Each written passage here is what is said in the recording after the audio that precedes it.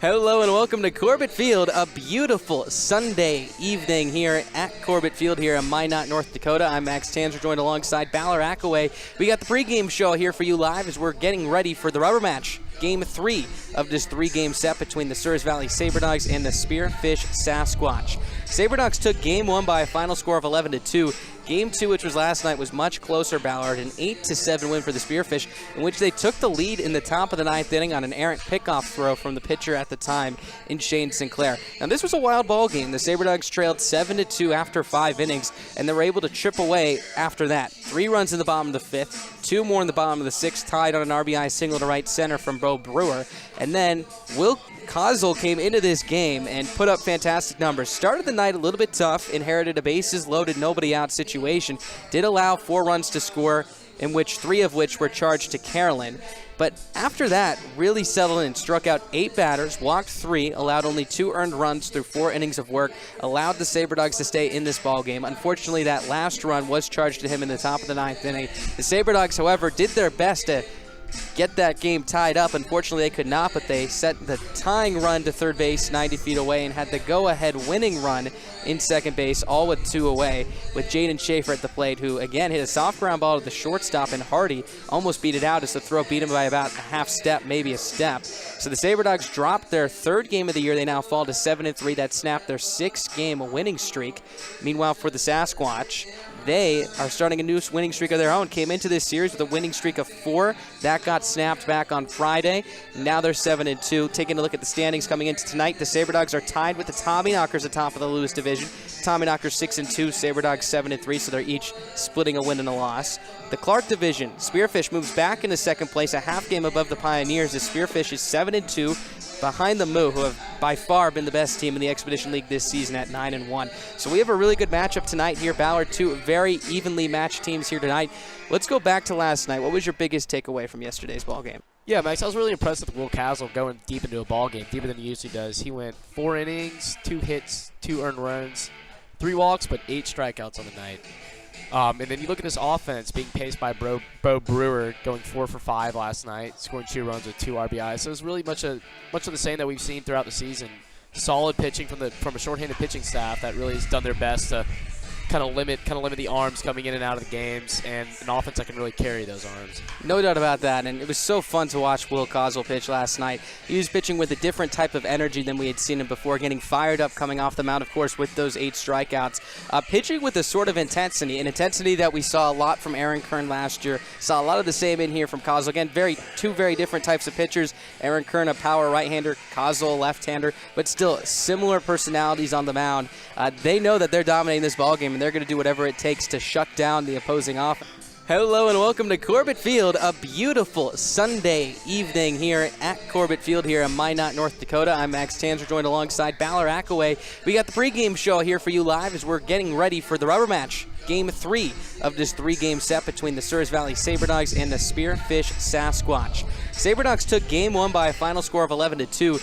Game 2, which was last night, was much closer, Ballard, an 8-7 win for the Spearfish, in which they took the lead in the top of the 9th inning on an errant pickoff throw from the pitcher at the time in Shane Sinclair. Now, this was a wild ball game. The Saber Dogs trailed 7-2 after 5 innings, and they were able to chip away after that. 3 runs in the bottom of the 5th, 2 more in the bottom of the 6th, tied on an RBI single to right center from Bo Brewer, and then Will Kozel came into this game and put up fantastic numbers. Started the night a little bit tough, inherited a bases loaded, nobody out situation. Did allow 4 runs to score, in which 3 of which were charged to Carolyn. But after that, really settled in, struck out 8 batters, walked 3, allowed only 2 earned runs through 4 innings of work, allowed the Saber Dogs to stay in this ball game. Unfortunately, that last run was charged to him in the top of the 9th inning. The Saber Dogs, however, did their best to get that game tied up. Unfortunately, they could not, but they set the tying run to third base 90 feet away and had the go-ahead winning run in second base, all with 2 away, with Jaden Schaefer at the plate, who, again, hit a soft ground ball to the shortstop, and Hardy almost beat it out as the throw beat him by about a half step, maybe a step. So the Saber Dogs dropped their 3rd game of the year. They now fall to 7-3. That snapped their 6-game winning streak. Meanwhile, for the Sasquatch, they are starting a new winning streak of their own. Came into this series with a winning streak of 4. That got snapped back on Friday. Now they're 7-2. Taking a look at the standings coming into tonight, the Saber Dogs are tied with the Tommyknockers atop of the Lewis division. Tommyknockers 6-2, Saber Dogs 7-3, so they're each splitting a win and a loss. The Clark division, Spearfish moves back into second place, a half game above the Pioneers, as Spearfish is 7-2. Behind the Moo, who have by far been the best team in the Expedition League this season at 9-1. So we have a really good matchup tonight here. Ballard, 2 very evenly matched teams here tonight. Let's go back to last night. What was your biggest takeaway from yesterday's ball game? Yeah, Max, I was really impressed with Will Castle going deep into a ball game, deeper than he usually does. He went 4 innings, 2 hits, 2 earned runs, 3 walks, but 8 strikeouts on the night. And then you look at his offense being paced by Bo Brewer, going 4 for 5 last night, scoring 2 runs with 2 RBIs. So it's really much of the same that we've seen throughout the season. Solid pitching from a shorthanded pitching staff that really has done their best to kind of limit the arms coming in and out of the games, and an offense that can really carry those arms. No doubt about that, and it was so fun to watch Will Cosell pitch last night. He was pitching with a different type of energy than we had seen him before, getting fired up coming off the mound, of course, with those 8 strikeouts. Pitching with a sort of intensity, an intensity that we saw a lot from Aaron Kern last year. Saw a lot of the same in here from Cosell. Again, two very different types of pitchers. Aaron Kern, a power right-hander, Cosell, a left-hander, but still similar personalities on the mound. They know that they're dominating this ballgame, and they're going to do whatever it takes to shut down the opposing offense. And that's exactly what Cosell did last night. And like you said, because the Saber Dogs have such a short pitching staff, that was so imperative. Again, they were able to bring in Sinclair, but besides that, their only other options are position monumental. And the fact that the Saber Dogs really lost that game by 1, trailing who picked up 2 hits yesterday, he'll play short. Ethan Moore, the second baseman, will bat 8th. Reese Anderson back for the 3rd straight night in the 9 spot in right field. On the mound tonight for Souris Valley will be Austin Hammerly, who's been quite fantastic to say the least this season. 17 strikeouts to no walks. His stuff has been phenomenal. This is a guy that closed in college this season, is now going to get an opportunity to start. It'll be interesting to see how long Alex Miklos rides him. Again, he threw about 60 pitches back at his last outing in Casper, so he's had about 4 or 5 days of rest here. But again, they likely need him to go as deep into this ball game as we can. We've talked about it with Kanan Morrow and his transition from relieving to starting, and now that's going to change his approach a little bit. Let's go over our picks to click tonight. Again, a lot of options to choose from. Yesterday, you went with Drew Miller, and I think you won it yesterday. Drew picked up a couple of hits, a single and a triple, and I went with Lance McDonald, who also had a good night, turned a 3-2-3 double play, picked up a hit of his own as well. Who are you going with this evening? Yeah, Max, it's a nice, hot Sunday here at Corbett Field, so why not stick with the guy who's also hot right now, Bo Brewer. Hot at the plate, hitting .545, 6'11", slugging .568 with a 1.179 OPS. His 10-game hitting streak, hitting .545 with 11 ribbies and a double, and only 1 strikeout in 10 games, which is extremely impressive. And he's just picking up where he left off at Paris Junior College, where he hit .419 with 3 bombs and 36 ribbies. So I'm going to stick with the hot hitter in the lineup tonight, and that's Bo Brewer. No doubt about that. Bo Brewer will never be a bad pick here, especially with his fantastic start this season. I'm going to go with the 3rd baseman tonight, Dalton Bowling. He's really shown us what he's got the last 2 nights. In this series so far, he's hitting .400, 4 for 10 with a couple RBIs. 3 of those 4 hits are for extra bases. Just missed a game-winning walk-off home run last night as well.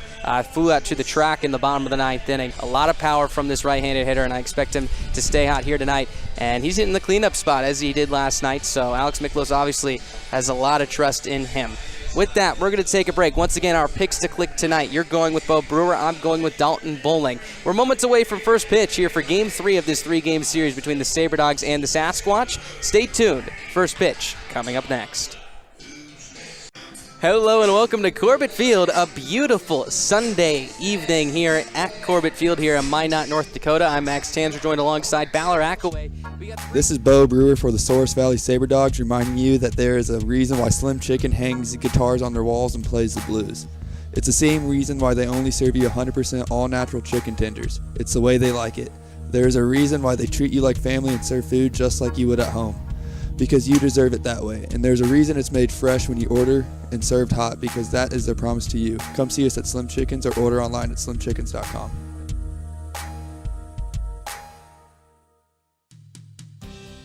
This is Caden Schwabe, an outfielder for the Souris Valley Saber Dogs, reminding you that your favorite ball club is on all social media platforms, including Instagram, Twitter, and Facebook. Make sure to follow for starting lineups, score updates, and all of the exclusive Saber Dogs content you'll need for the summer.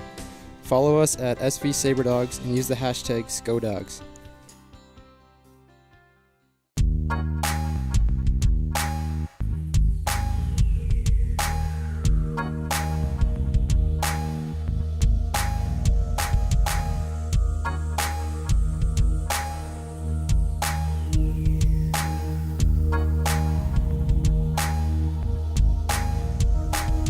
Start planning your summer road trips with a brand new camper and truck. Head to Four Bears Casino now, play your favorite slots, and earn entries for their July 3rd truck and camper giveaway. It's your chance to win a decked out camper and 2021 pickup with full towing package. Plus, get your tickets for Dwight Yoakam live in concert June 19th and enjoy water fun on a yacht tour of Lake Sakakawea or a splash in their water park. Check out all the fun on their website, all at Four Bears Casino and Lodge, 4 miles west of Newtown. The Souris Valley Saber Dogs are back for another fan giveaway. Fridays are always for our fans. This giveaway will be a water bottle brought to you by the North Star Community Credit Union. The first 500 fans to attend will get one of these Saber Dog branded water bottles. Come out to watch the Souris Valley Saber Dogs play against the Spearfish Sasquatch at 7:05 at Corbett Field and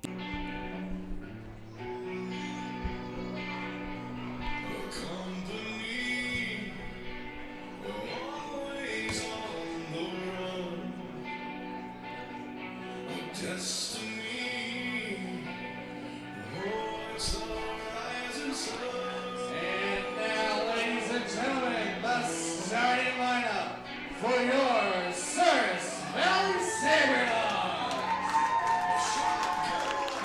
The Saber Dogs are piloted by head coach Alex Milos. Leading off, fighting left field, number 6, from North Dakota State, Caden Schwalbe. He's accompanied by Tegan. Batting second, center fielder number 2, from Chattanooga State, Alan Greer. He is accompanied by Bentley. Batting third, first baseman number 18, from Paris Junior College, Bo Brewer. He's accompanied by Corbin. Batting fourth, third baseman, number 8, from San Jose State, Dalton Bowling. He's accompanied by Zachariah. Batting fifth, designated hitter, number 7, from Wichita State, Drew Miller. He's accompanied by Dennis.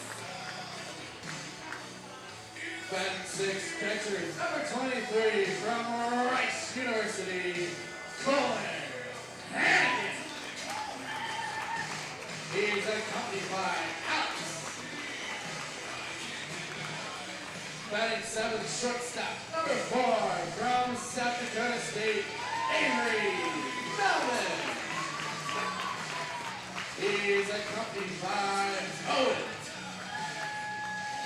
Batting eighth, second baseman, number 20, from Murray State College, Ethan Moore.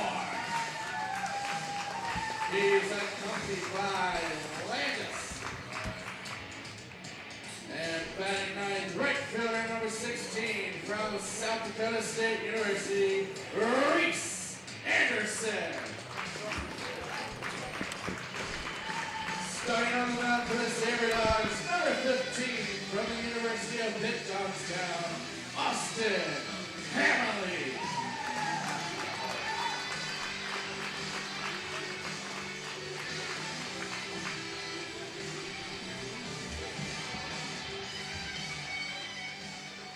Ladies and gentlemen, at this time we ask you please rise as you're able. Gentlemen, remove your hats as we honor the brave men and women who serve and protect this great nation with the singing of our national anthem.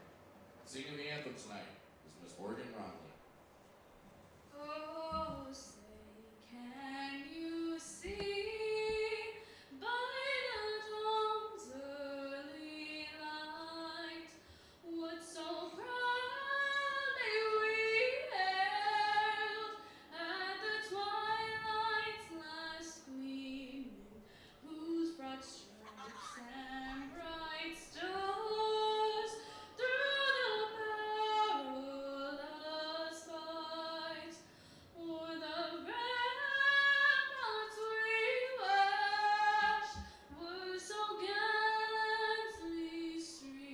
rockets crackling, the bombs bursting in air, gave proof through the night that our flag was still there. Oh, say does that star-spangled banner yet wave o'er the land of the free and the home of the brave?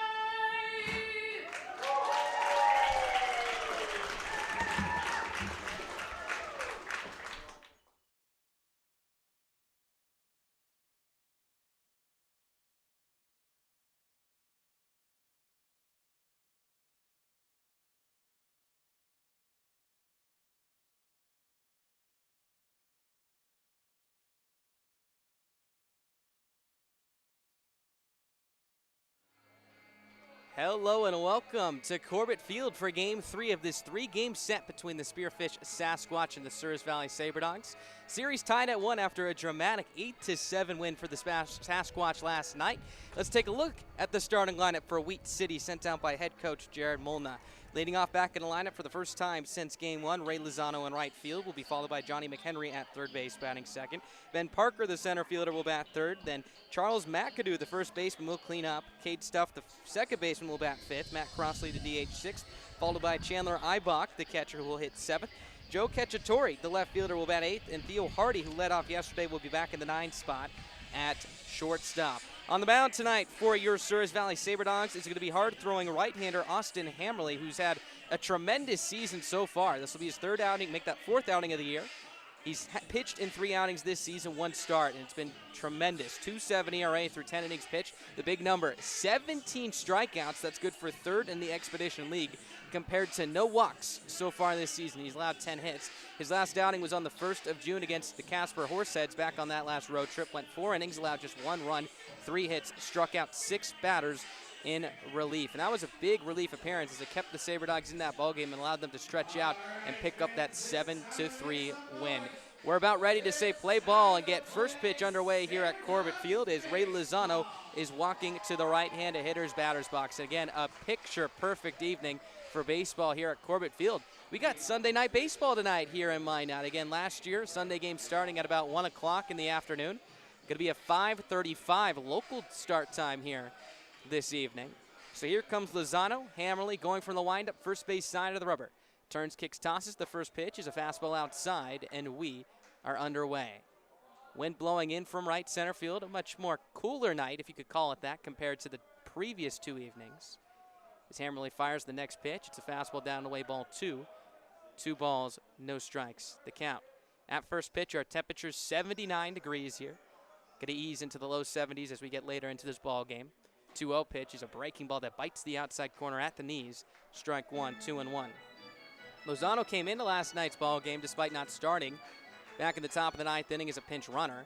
As the 2-1 pitch is swung on and missed well out in front of a breaking ball for strike 2. 2 balls, 2 strikes. He pinch ran for Matt Crossley back in that top of the 9th inning. Would be stranded at third base. As Hammerly comes set from the wind. 2-2 pitch in the way. Swing and a foul off to the right side and out of play. Count will remain at 2-2. In game 1 of the series, as we mentioned, Lozano started in right field. Picked up 1 hit that came in the 7th inning. Also stole a bag. Was 1 for 4 in total. So the next pitch is on its way. Swing and a miss for strike 3. A sweeping breaking ball retires Lozano. And a good start for Austin Hammerly. Now tied for second in the Expedition League in strikeouts at 18. He has now struck out 18 consecutive batters without walking 1 hitter to start the season. What a start for this young man. So here comes Johnny McHenry to the plate, the third baseman tonight. First pitch on its way shows bunt, pops it straight back for strike 1. 0-1 the count. Let's take a look at the starting defense tonight for the Saber Dogs behind Austin Hammerly. Left to right in the outfield will be Caden Schwabe, Alan Greer, and Reese Anderson. Dalton Bowling, who's flashed the leather in this series, will man third. Melman and Moore up the middle. Brewer at first base, and Colin Hannigan back behind the dish for the first time since Game 1 on Friday.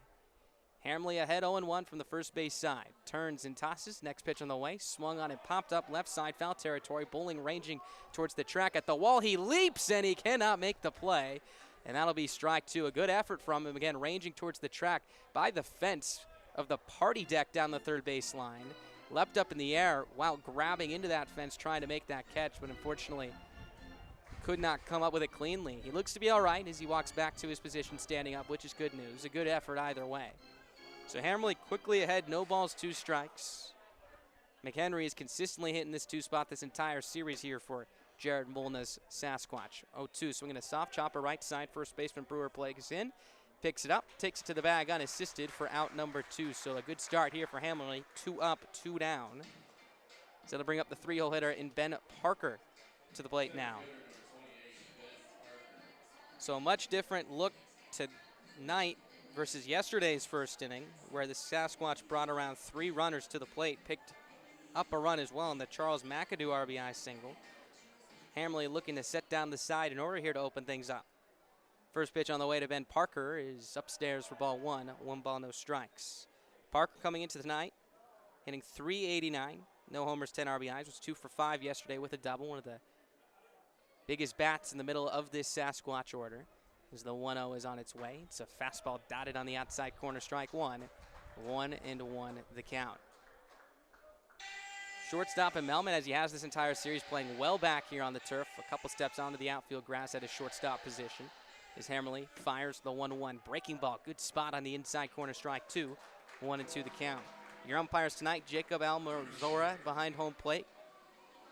Connor Crowell manning the first base line. Hammerly ahead 1-2. Twists and delivers the pitch. Swinging a chopper left side of the infield. Melman rages to his left, picks it up, throws to first. Stretch on the back end is not in time as Parker will beat it out.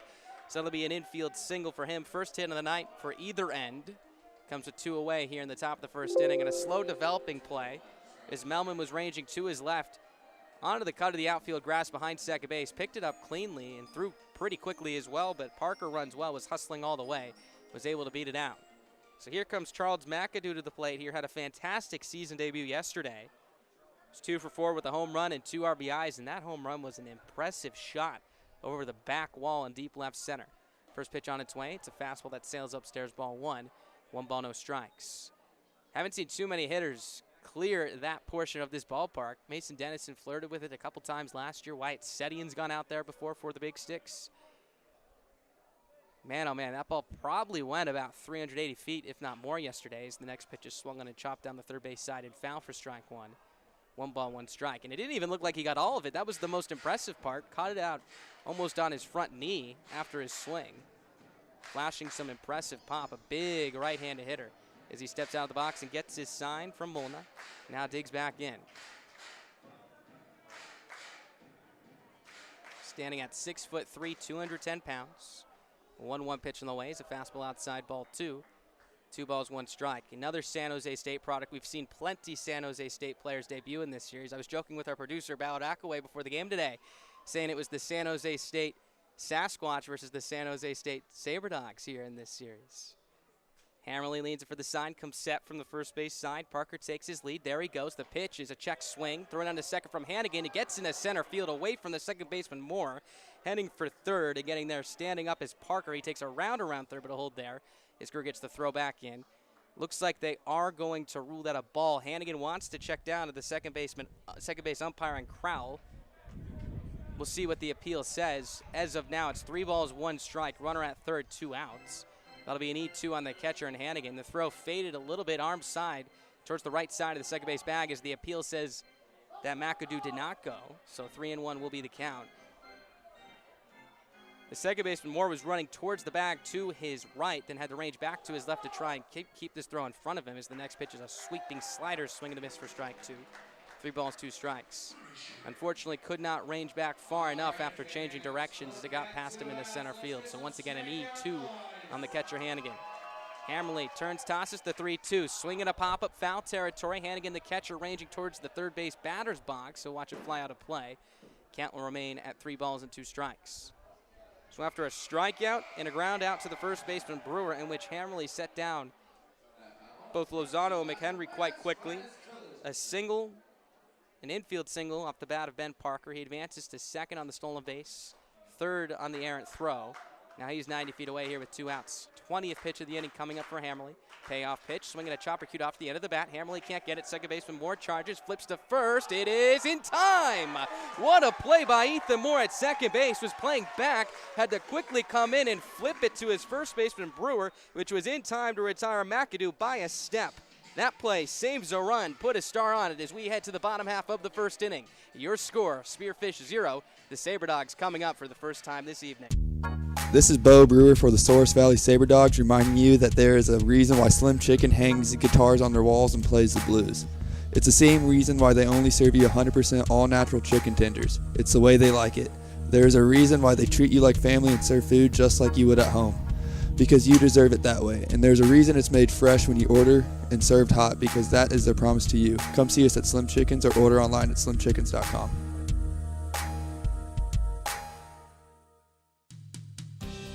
This is Caden Schwabe, an outfielder for the Souris Valley Saber Dogs, reminding you that your favorite ball club is on all social media platforms, including Instagram, Twitter, and Facebook. Make sure to follow for starting lineups, score updates, and all of the exclusive Saber Dogs content you'll need for the summer.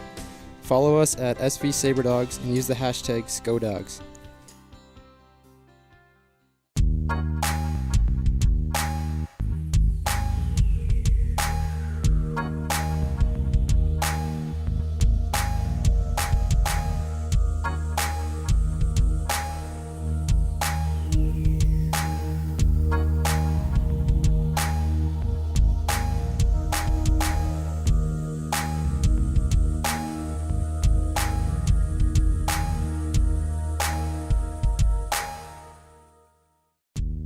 This is Bo Brewer for the Souris Valley Saber Dogs, reminding you that there is a reason why Slim Chicken hangs guitars on their walls and plays the blues. It's the same reason why they only serve you 100% all-natural chicken tenders. It's the way they like it. There is a reason why they treat you like family and serve food just like you would at home. Because you deserve it that way. And there's a reason it's made fresh when you order and served hot, because that is their promise to you. Come see us at Slim Chickens or Welcome back to Corbett Field. Scoreless as we enter the bottom half of the first inning. Let's take a look at tonight's starting lineup for Alex Miklos' Souris Valley Saber Dogs. Leading off and back in the lineup for the first time since Thursday will be Caden Schwabe, followed by Allen and Greer, who's had a good series. Bo Brewer, who was 4 for 5 yesterday, raised his batting clip to .545, will bat third. Dalton Bowling, the third baseman, will clean up. Drew Miller, the DH, will bat fifth, followed by Colin Hannigan batting sixth. Avery Melman, the shortstop, will bat 70, picked up 2 hits yesterday. Ethan Moore, the second baseman, will bat eighth, and Reese Anderson, the right fielder, will round out the 9. On the mound here tonight for the Sasquatch will be right-hander Sawyer Rowland. This will be his third start of the year. Is 1-0 with a 6.51 ERA. He struck out 8 batters to 6 walks and 11 hits through 9 2/3 of an inning's work. So here comes Caden Schwabe to the plate now. First pitch on the way from Rowland is a strike on the outside corner, 0-1.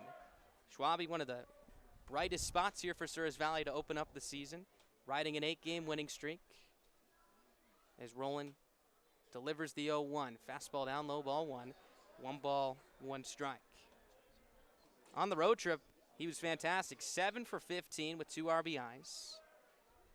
As Rowland cocks the glove over his head, delivers the 1-1. It's a fastball up and away, ball 2. 2 balls, 1 strike. Not only that, but the story this season for the Saber Dogs has been their base running, or at least a big part of the story of the season has been about that. And Schwabe's leading the way with 10 stolen bags.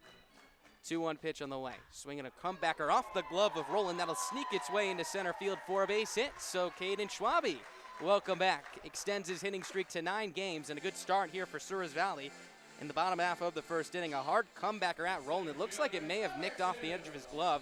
It was good effort by the second baseman and Stuff, who tried to make a diving play to his backhanded side, but he could not get it. So here comes Allen Greer now to the plate. He was 1 for 5 yesterday with an RBI. 3 for 5 on Friday, so 4 for 10 in this series with 6 RBIs. Coming into tonight with 17 RBIs, leading the Expedition League in that category. First pitch on the way is a breaking ball on the outside corner, strike 1. 0-1 the count. Taking a look at the defense tonight here for the Sasquatch. Left to right in the outfield will be Cacciatore, Parker, Lozano, McHenry at third base, Hardy and Stuff up the middle, McAdoo at first base, and Ibach behind the dish for the second straight 9. Schwabe takes his lead from first base. No balls, 1 strike to count. Pitch to Greer is a fastball that misses inside, ball 1. 1 ball, 1 strike. Looks like there was a lot of run on it from the right-hander and Roland, who is a tall right-hander standing at 6'7", 265 pounds. Out of Allen County Community College make that as there's a check over to first base. Schwabe is back in safely. Greer digs back in, open stance from the right side. Roland from the stretch. Long hold here as he kicks, fires, 1-1. Runner goes, breaking ball hit right back to the pitcher and Roland, who will make the catch in the air and toss to the first baseman McAdoo to double off Schwabe at first base. So a tough break as that twin killer sets up a 2-out situation here in the bottom of the first inning. Again, Schwabe was running on the pitch. Greer got a pitch inside, tried to push it to that right side of the infield that was vacant with an inside-out swing, and almost did. They can hit a soft line drive right back at Roland, who, after delivering the pitch, stuck his glove out there, made the catch, and there was no chance for Schwabe to get back to first. So here's Bo Brewer. The first pitch is a fastball on the outside corner, strike 1, 0-1. So mark that a 1-3 double play on the line out. Brewer was 4 for 5 yesterday with a couple of RBIs. 0-1 from Roland is swung on and chopped down the third base line, strike 2, 0-2. Brewer coming into tonight, having picked up a hit in each of the first 10 games this year for the Sabre Dogs, so he's riding a 10-game hit streak. Without a doubt, the best hitter here for Souris Valley and arguably the Expedition League this season so far, leading the league in batting average at .545. Roland ahead, no balls, 2 strikes. Delivery on the way. Fastball misses down, away, ball 1. 1 ball, 2 strikes to count. Since June 1st, that was when the Sabre Dogs opened up that 3-game road trip in Casper, he's been 13 for 24. That's a .541 clip with 8 RBIs. 1-2 is inside. It's a breaking ball that's going to hit Brewer on the backside, so he'll take first base. Tough break for Roland, a breaking ball that backed up on him, and he had Brewer ahead at 1 ball and 2 strikes, which is tough to get to. But the Sabre Dogs will take its second base runner of the inning.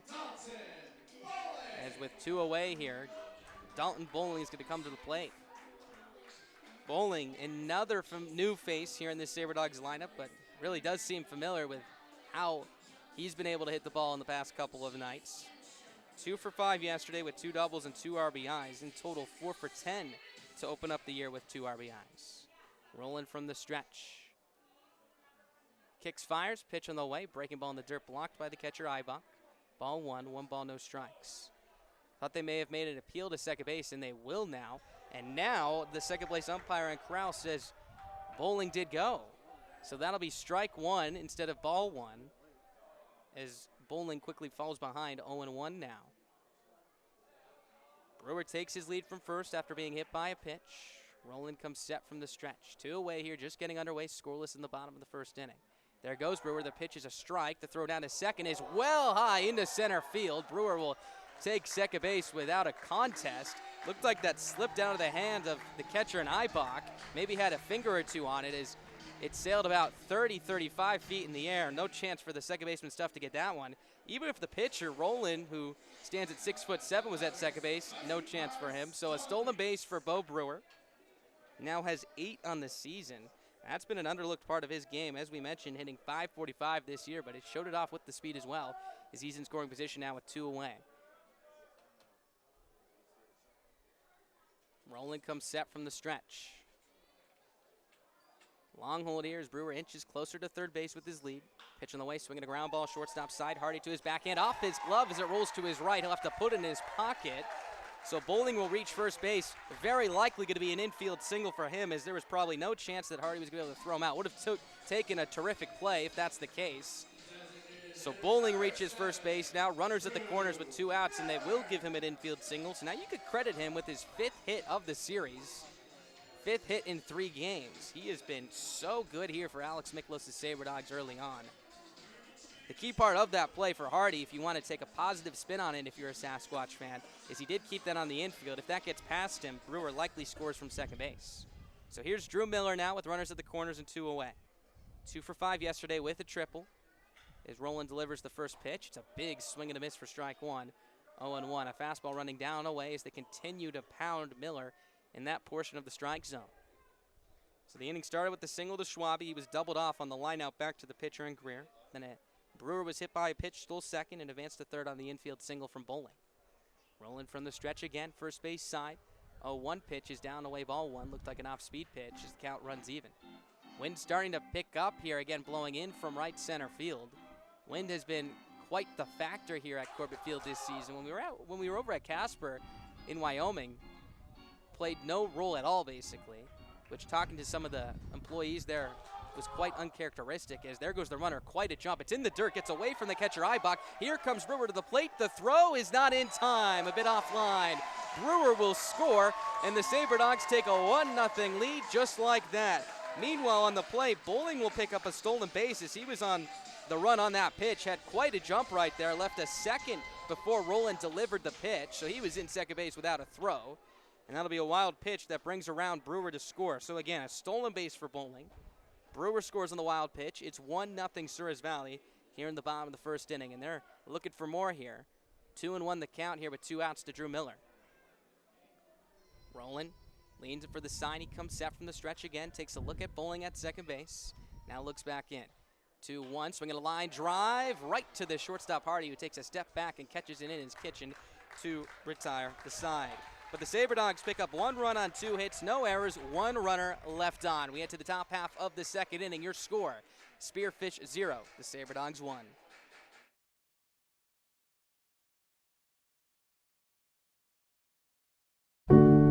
In times like these, it's good to know there's a place where people know who you are, no matter how long you've been gone. A place where the smells of home cooking are still in the air, where a simple wave warms your heart, and sharing stories with family, friends, and your community is just a way of life. Yes, in times like these, it's good to be home. Farmers Union Insurance, protecting what's important in life.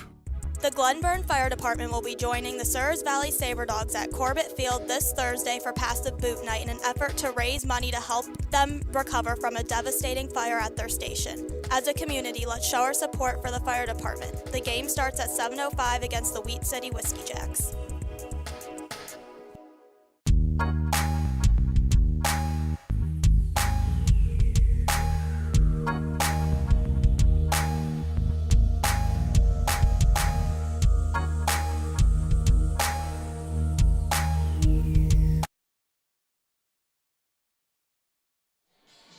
Welcome back to Minot, top of the second inning, 1-0 Saber Dogs after Bo Brewer was able to score on the wild pitch. And good base running again sets up another run for Souris Valley. It was with 2 outs. Brewer had a 1-2 count on him, and the pitcher and Roland hit him with a backup breaking ball on the front hip.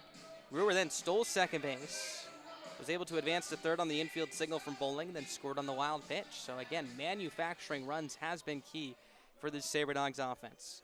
Here's Cade Stuff to lead it off. First pitch on the way, swing and a miss out in front, 4-1, 0-1. 5, 6, and 7 due up here against Hammerly in this top of the second inning. Stuff coming into tonight, hitting .304, 3 RBIs. Was in the 9 spot last night, bumped up to the 5 spot as the next pitch is cut on and missed for strike 2. A pitch down and in, out of the strike zone. As Hammerly quickly climbs ahead here.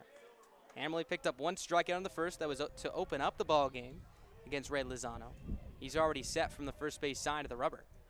He twists and tosses the 0-2. Swinging a ground ball first base side. Brewer steps to a knee, picks it up cleanly. Will take it to the bag unassisted for out number 1. So good start here for Hammerly. 3 unassisted put out. Second one for Brewer in this ball game. That'll bring up Matt Crossley, the DH, to the plate now. Crossley 2 for 5 yesterday with 2 RBIs. Coming into tonight hitting a .192 with 8 RBIs. Was in the DH spot yesterday, back at first base for the first time since Friday night. On Friday night, he went 1 for 4, struck out once, singled back in the 8th inning.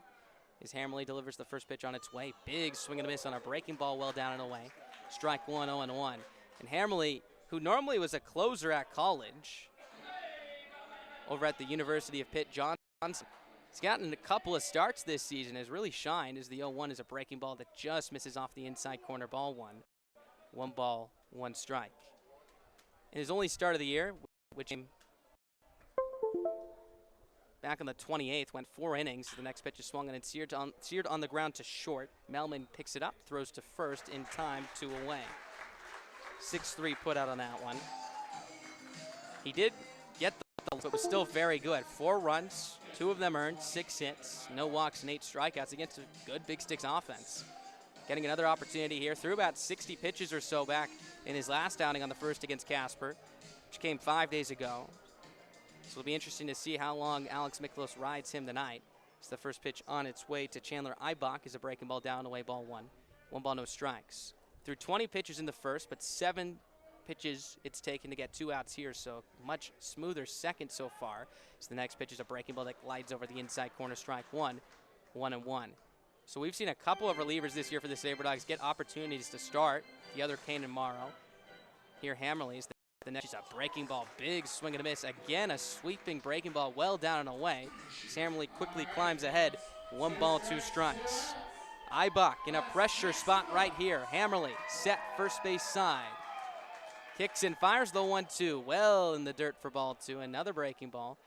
Count now moves to 2 balls and 2 strikes here with 2 away. Infield straight up. Center fielder Greer shifting a couple steps towards left center.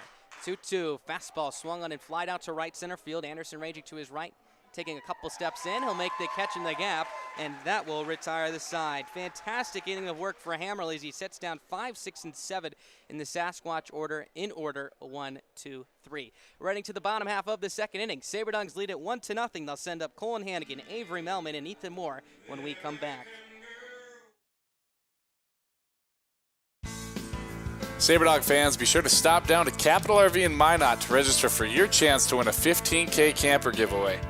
If a Sabre Dogs player hits a ball through the home run target beyond the left field fence, one lucky fan will drive home with a brand new camper courtesy of Capital RV. Register in store today.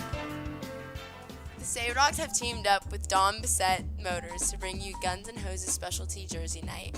The players will play in these exclusive jerseys while a silent auction will be held throughout the game. There will also be a pregame softball scrimmage between the Minot Fire Department and the Souris Valley Fraternal Order of Police.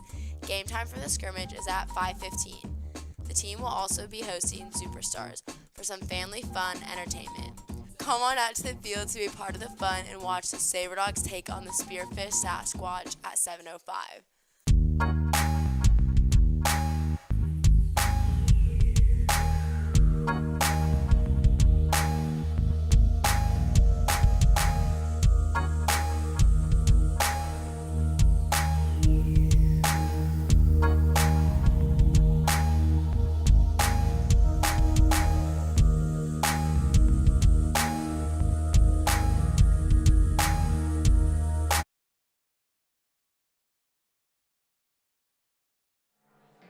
One nothing Sabre Dogs as we enter the bottom half of the second inning. It's going to be Sawyer Rowland out for inning number 2 of work. He's going to get Colin Hannigan, the Sabre Dogs catcher, here to lead it off.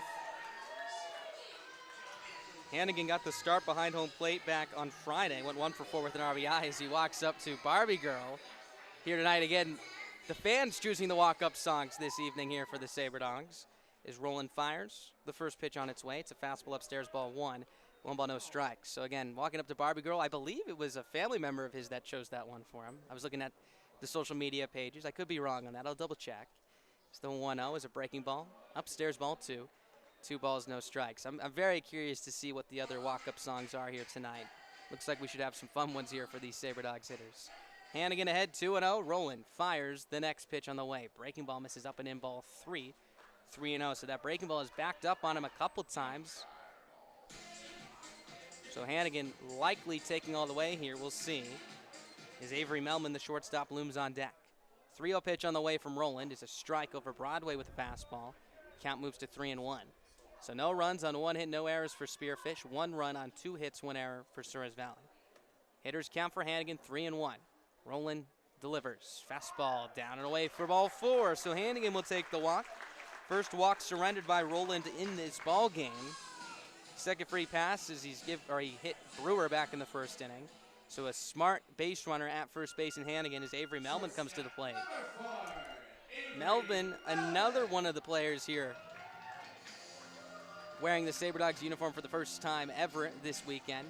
Melman debuted on Friday evening.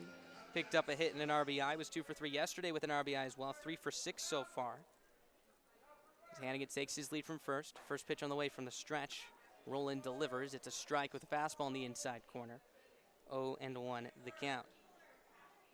Melman was at second base yesterday, back at shortstop, where he started on Friday evening.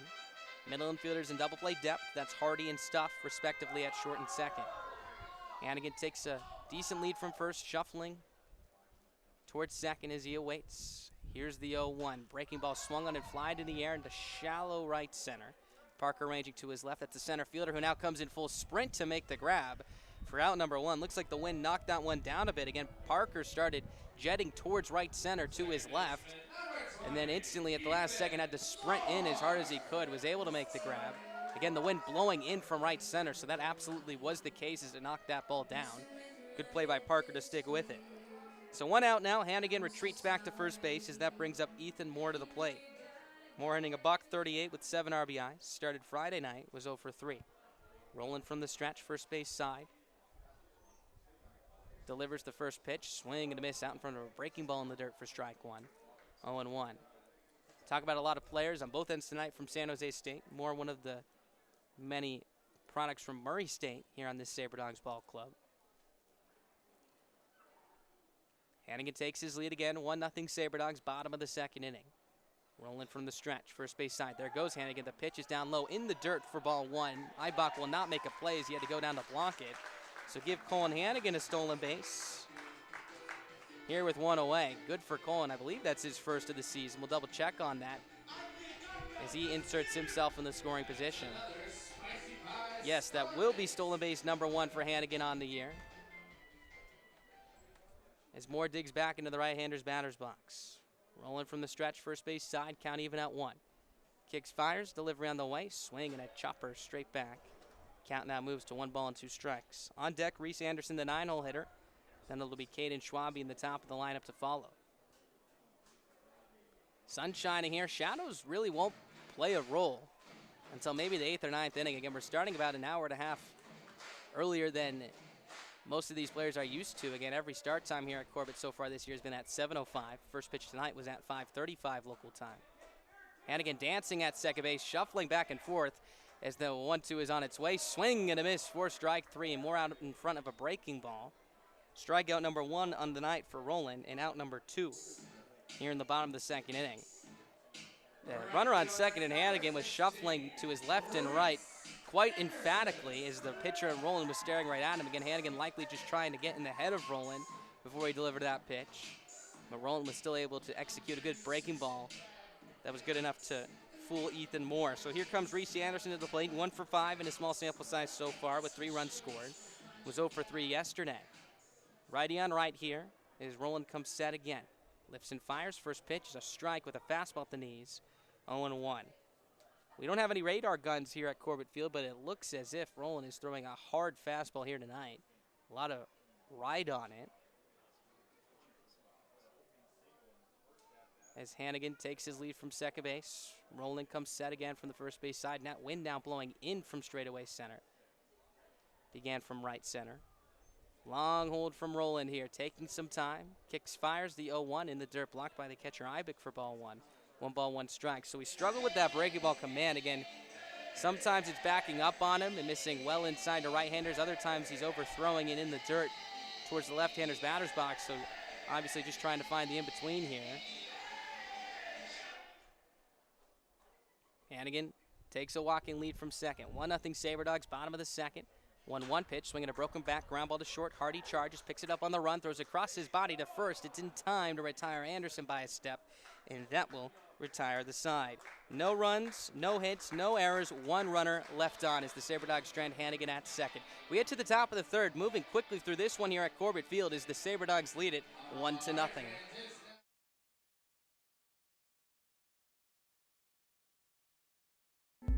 An alcohol-related crash will probably happen in North Dakota today, and another will happen tonight.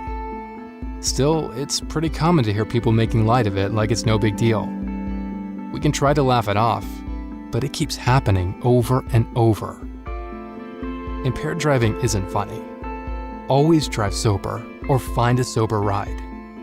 Buzz driving is drunk driving. Brought to you by the North Dakota Department of Transportation through Vision Zero.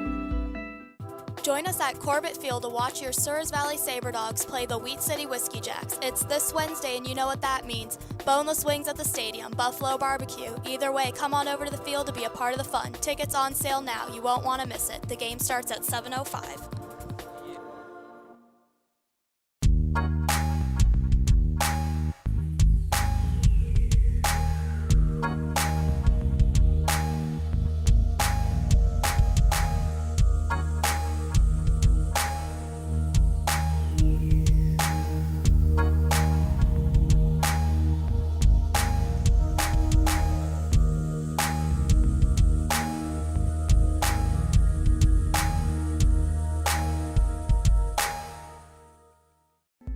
An alcohol-related crash will probably happen.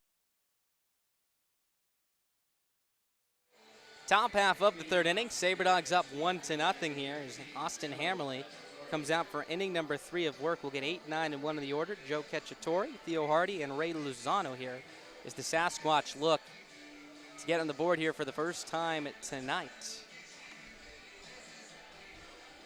Cacciatore, this will be his series debut here. Again, did not play in the first 2 games. Last game he'd appeared in was on May 31st. It's the first pitch from Hammerly is a front door breaking ball in the inside corner for strike 1. 0-1 the count. In that game, he went 0 for 1. Overall this year, hitting .273, no homers, 4 RBIs. So the next pitch is a sweeping breaking ball, swing and a miss, strike 2. 0-2 the count, and the Sasquatch cannot lay off of that pitch here tonight. As Hammerly moving quickly, fires the 0-2. Breaking ball in the dirt, blocked by Hannigan for ball 1. Count now moves to 1 ball and 2 strikes here. Infield straight up, outfield as well, besides Gray, who's taking a couple steps towards left center.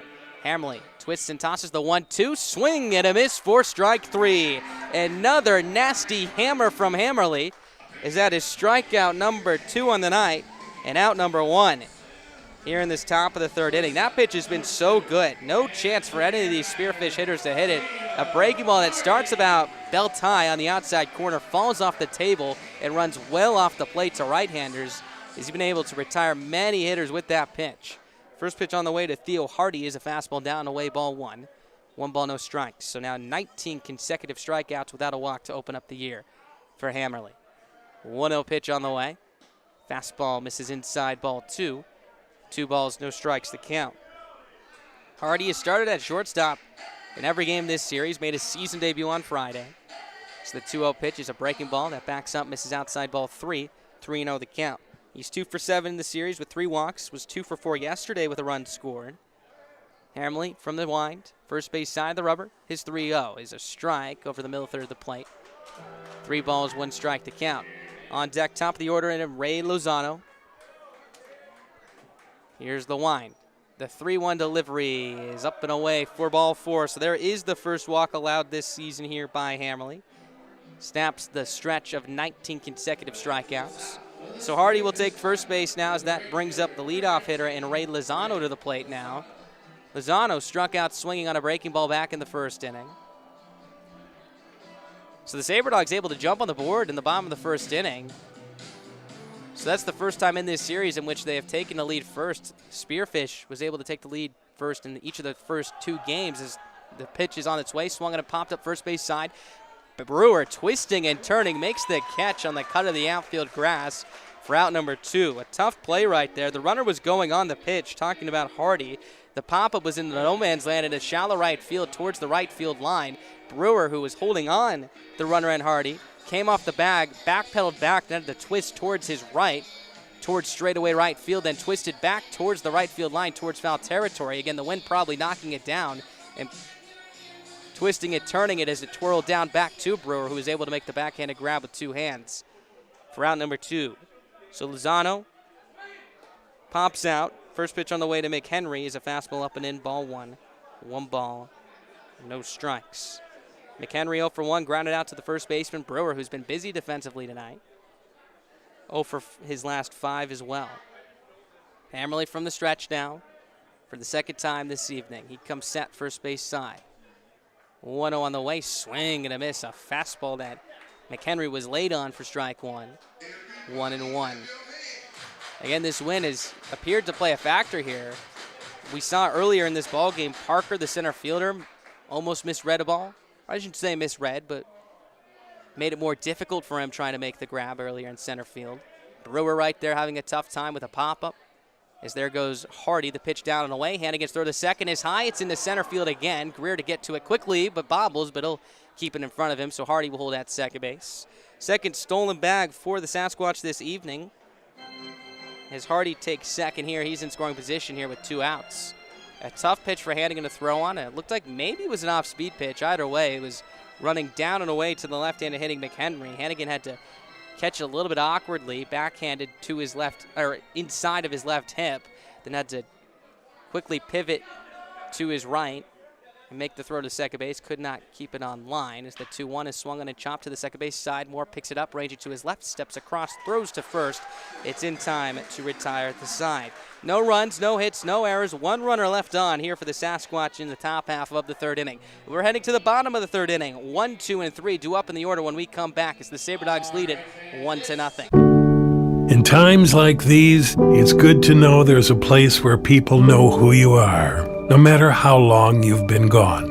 A place where the smells of home cooking are still in the air, where a simple wave warms your heart, and sharing stories with family, friends, and your community is just a way of life. Yes, in times like these, it's good to be home. Farmers Union Insurance, protecting what's important in life.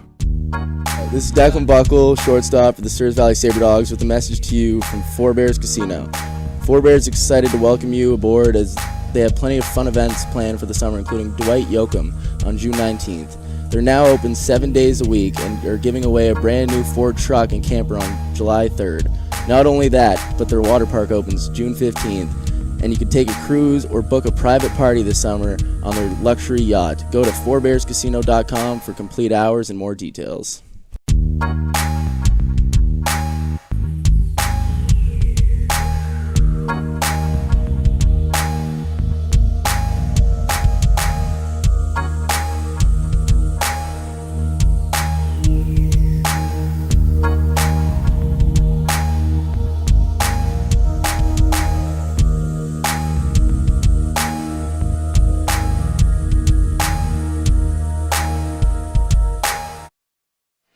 Welcome back to Corbett Field, bottom half of the 3rd inning, 1-0 Souris Valley. Top of the lineup due up for the Saber Dogs here against Sawyer Rowland, who's given up 1 run through 2 innings of work so far, struck out 1 batter.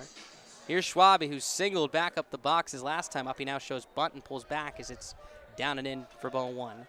1 ball, no strikes to count. Schwabe had a couple of days off, both on Friday and Saturday, after playing 8 consecutive days to open up the season. As the 1-0 is on its way from Rowland. It's a fastball that sails up and away, ball 2. 2 balls, no strikes. So we talked about the height of Rowland, standing at 6'7". If you remember back to opening night against the Whiskey Jacks, as the 2-0 is on its way. It's a fastball on the inside corner, strike 1, 2-1. But if you flash back a couple weeks ago, Saber Dogs faced the Whiskey Jacks on opening day, faced right-hander Jack Moffitt, who also stood at 6'7". As the 2-1 pitch is on its way. It's a fastball upstairs, ball 3. 3-1 the count. So a couple of tall right-handers have been tasked to face the Saber Dogs early on here this season. Saber Dogs were able to take advantage of a lot of walks from Moffitt. Jordan Williams hit a 2-run shot. Saber Dogs currently lead 1-0 here against Rowland. So the 3-1 is on its way. It's a strike with a fastball on the outside corner. 3-2. Again, Rowland has been good with his command this evening. He's thrown a hard fastball. The only run that's came around the score was on that wild pitch. He's also hit a batter. That was Brewer who came around the score. 3-2 is a breaking ball up and away for ball 4. So a good start here for Souris Valley. A leadoff walk to Caden Schwabe. He's now reached base twice. So that brings up Alan Greer here with nobody out. Greer, his last time up, lined into a double play. It was a tough break. Miklos tried to put on the hit and run, at least it appeared, as Schwabe was taking off for second. It was a pitch inside. Greer tried to push it to the right side of the infield where no one was there because Stuff was covering second base. And he hit a soft line drive right back at Rowland, who made the catch in the air and doubled off Schwabe at first. A move to first base. Schwabe back in safely. So Greer looking for a better result right here. Had a massive Friday night in which he picked up 5 RBIs. There goes Schwabe to pitch down low, throw it on the second from Ibach on a hop tag applied. Is not in time. So a stolen base for Caden Schwabe, number 11 on the season. Second, make that third stolen bag off of Ibach in this ballgame, and we're only in the third. As Schwabe puts himself in scoring position here with nobody out. The pitch was down and away for ball 1, so advantage goes to Greer here. Leading the league in RBIs here with 17, exactly who you want up in a spot like this. Third baseman McHenry playing even with the bag, ready for a potential bunt. Rest of the infielders playing back. Rolling from the stretch. Fires the 1-0. It's a fastball on the outside corner, strike 1. 1 ball, 1 strike here. Sasquatch going with the bright blue tops today with the gray bottoms. Saber Dogs going with the gorgeous baby blue tops and baby blue bottoms. A baseball classic for sure. Rolling from the stretch, first base side. Nobody out. Schwabe takes his lead from second. Long hold here. Roland will lift and fire the next pitch. It's a breaking ball inside ball 2. 2-1. He fooled Schwabe right there. Had been going through with the slide step for the previous 2 pitches. Just decided to lift high right there. Schwabe took a couple steps back towards the second base bag, thinking he was going with the spaghetti move to make a move back to second. Decided to commit to home plate, so as he delivered, Schwabe had to quickly get an aggressive secondary. As the 2-0 was swung on and looped into shallow right center. Coming in is Parker. He's going to have to play it on a hop. Right fielder and Lozano cuts it off.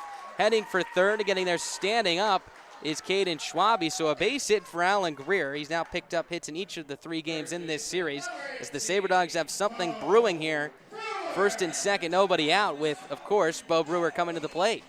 Soft line drive in the right center field. The outfielders and Parker and Lozano did a good job making an effort that forced Schwabe to hold at second base to make sure it would drop.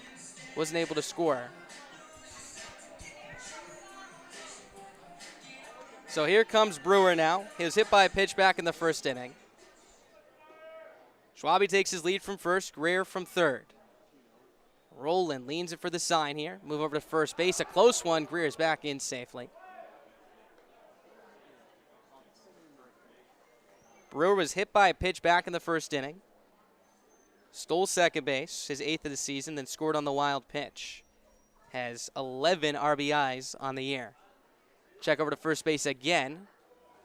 Greer back in safely. So the Saber Dogs looking to add on right here. 1 ball, no strikes. Bottom of the third inning. Make that a 1-0 lead. No balls, no strikes. So Roland comes set from the stretch again. Long hold here, slow pace here.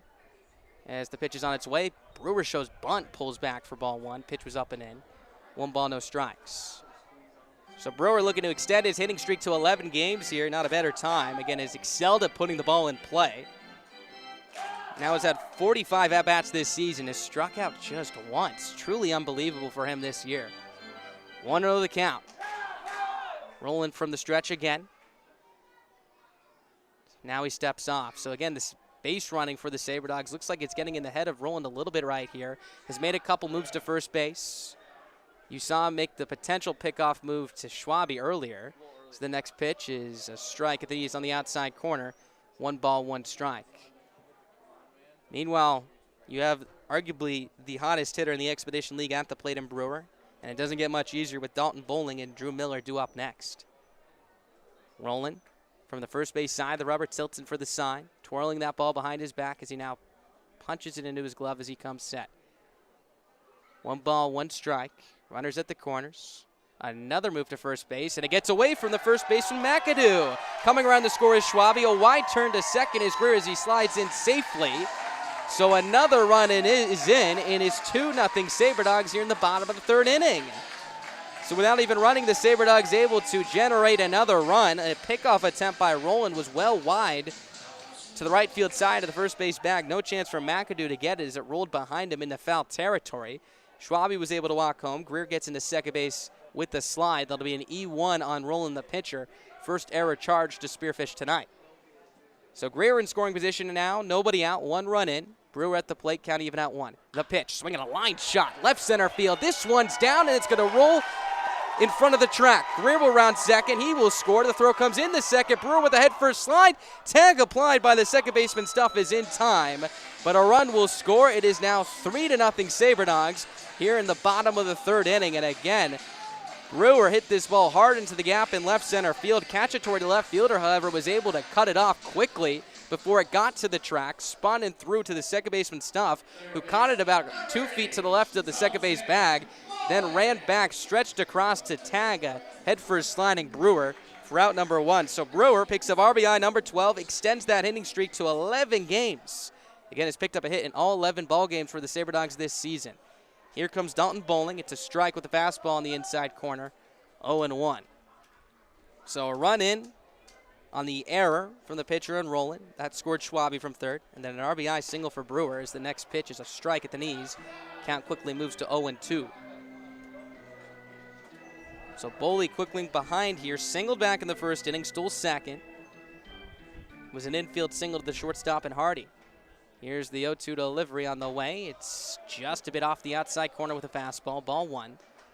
1 ball, 2 strikes here.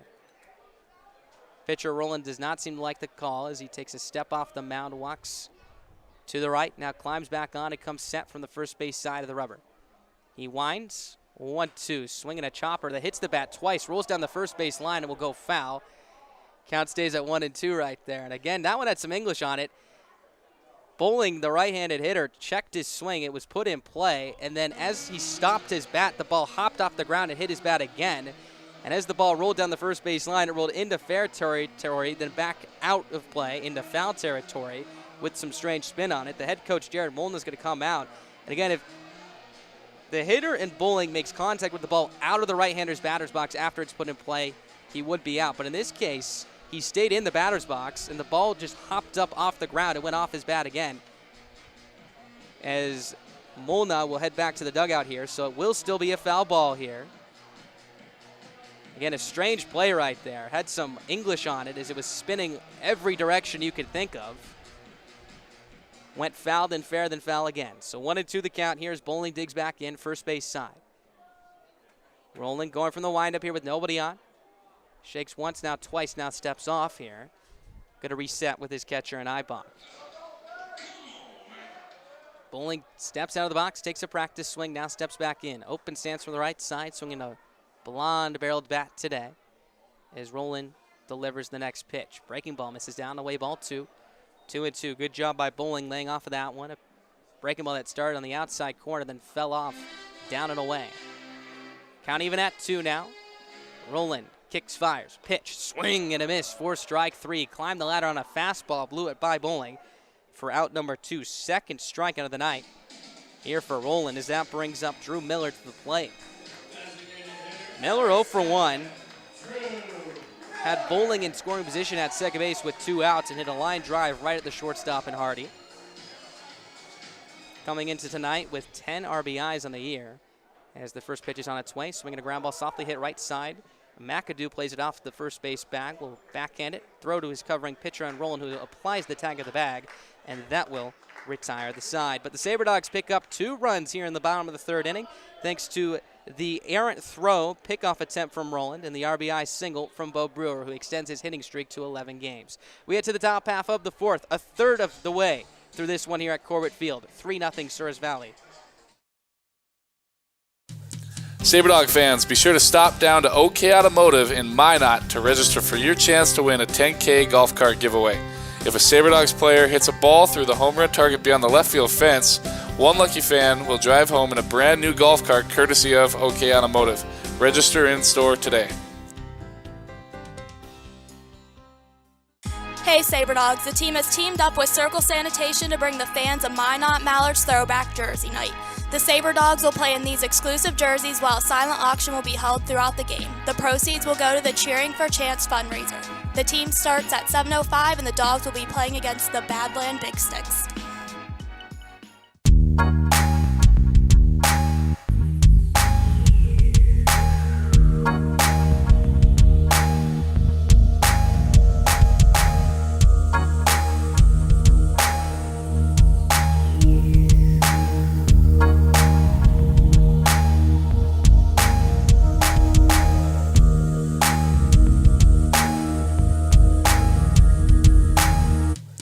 SaberDog fans, be sure to stop down to OK Automotive in Minot to register for your chance to win a 10K golf cart giveaway. If a SaberDogs player hits a ball through the home run target beyond the left field fence, one lucky fan will drive home in a brand new golf cart courtesy of OK Automotive. Register in store today. Hey Saber Dogs, the team has teamed up with Circle Sanitation to bring the fans a Minot Mallards throwback jersey night. The Saber Dogs will play in these exclusive jerseys while a silent auction will be held throughout the game. The proceeds will go to the Cheering for Chance fundraiser. The team starts at 7:05 and the Dogs will be playing against the Badland Big Sticks.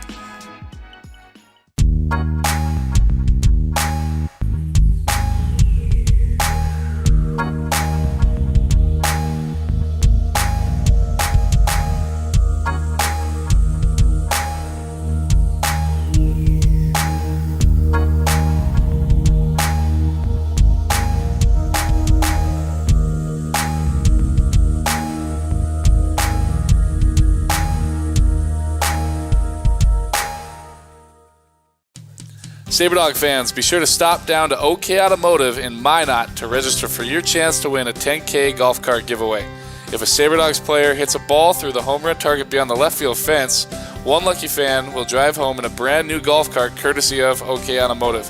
Register in store today. Hey Saber Dogs, the team has teamed up with Circle Sanitation to bring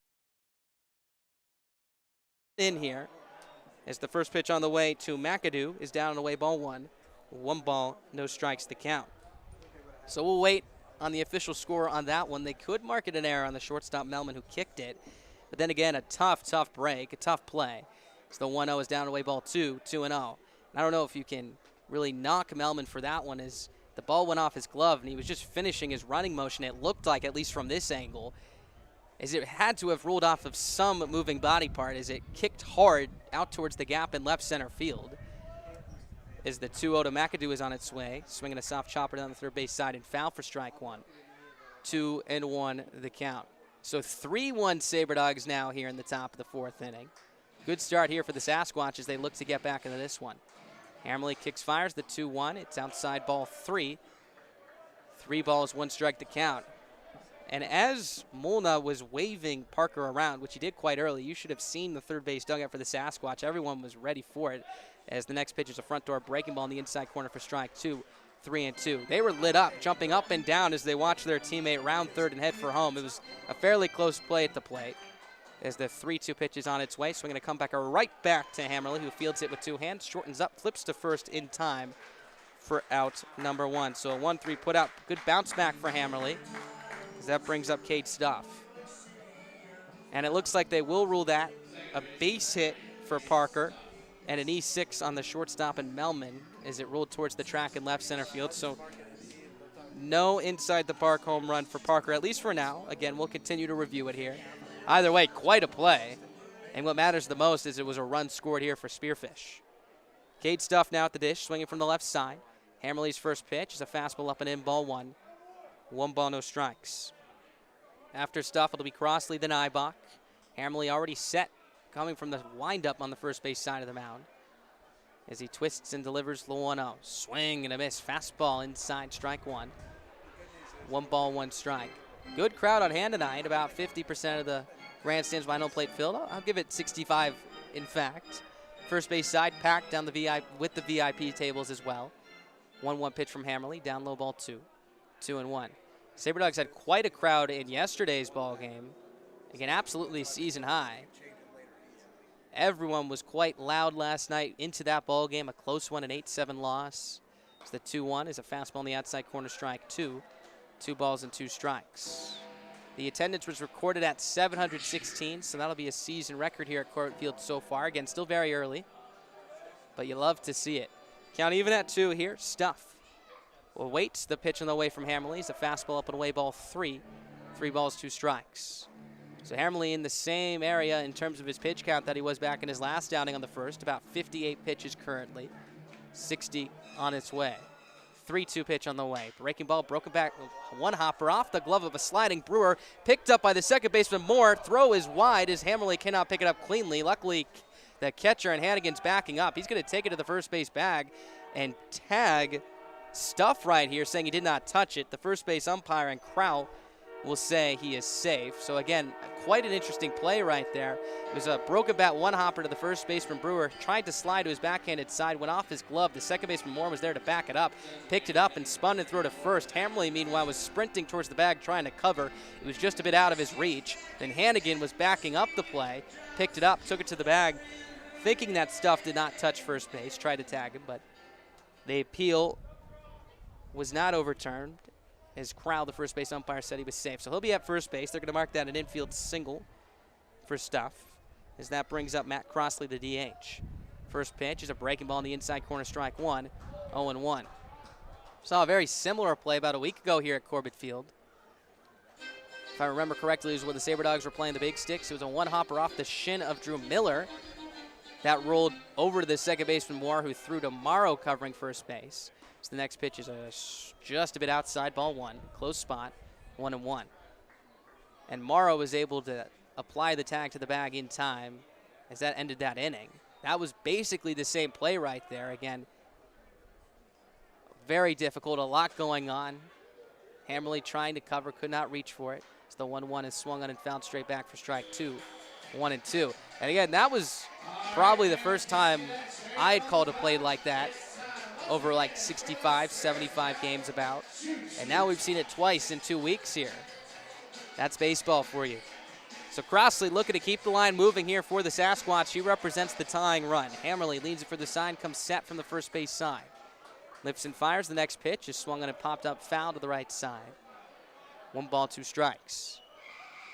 Middle infielders in double play depth. That's Melman at short, Moore at second base. Outfielders straight up.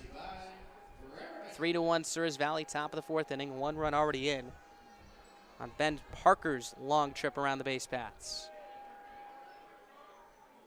Hammerly leans in with wind gusting the front left shoulder of his jersey. He now comes set. There goes the runner. The pitch is swung on and popped up left side of the infield, bowling the third baseman, ranging into foul territory. Now twisting back towards fair territory. He'll make the catch just a step to the right of the line in foul territory for out number 2. Heading back to first base is Stuff, who was running on the pitch. With that pop of having plenty of hang time, had no problem getting back to first. That'll bring up Chandler Eibach, the catcher, to the plate now. Eibach, 0 for 1, flew out to right, then ended the top of the 2nd inning. Again, this is his 2nd start in as many nights. As Hammerly steps back onto the hill here and leans in for the sign. 1 run on 3 hits and error for Spearfish, 3 runs and 4 hits, 2 errors for the Saber Dogs. First pitch, swung on and popped up first base side, foul territory. Brewer will watch it fly out of play. Wind continues to blow in from right center, quite hard here. From a viewing standpoint, and I'm sure for the players as well in the field, cooling them off just a little bit more here. After a couple, or back-to-back nights, I should say, in which temperatures got up into the upper 90s. Quite refreshing to have it sit at about 80 here tonight. So the next pitch is a fastball well outside, ball 1. 1 ball, 1 strike. Colin Hannigan commented to me about how, coming from Houston, Texas, he was expecting it to be cooler here in North Dakota. And yesterday, or make that 2 days ago, at 1 o'clock, it was about 102 degrees. Hammerly from the stretch. 1-1 pitch is down and away with a fastball, ball 2. 2 balls, 1 strike. Saber Dogs will wrap up this homestand tomorrow with a 1 game against the Big Sticks. Then we'll head over to Dickinson to finish that 3-game set against Badlands. With 2 more on Tuesday and Wednesday. Hammerly from the stretch. Stuff takes his lead. 2-1. Breaking ball on the outside corner, strike 2. 2-2. Eibach may have went around on there. Again, tried to check his swing, but it was a strike either way. Hammerly leans into Hannigan for the sign. 1 run already in here in the top of the 4th inning. 3-1 Saber Dogs. Stuff takes his lead. Fans getting into it here as Hammerly comes set from the stretch. Lifts and fires the 2-2. Swinging a ground ball, shortstop side. Melman plays it to his right. Throws to the covering second baseman and Moore, who steps on the bag as that will retire the side. 6-4 fielder's choice ends it here in the 4th inning. 1 run on 2 hits, 1 error, 1 runner left on. We get to the bottom half of the 4th inning. Saber Dogs lead it 3-1.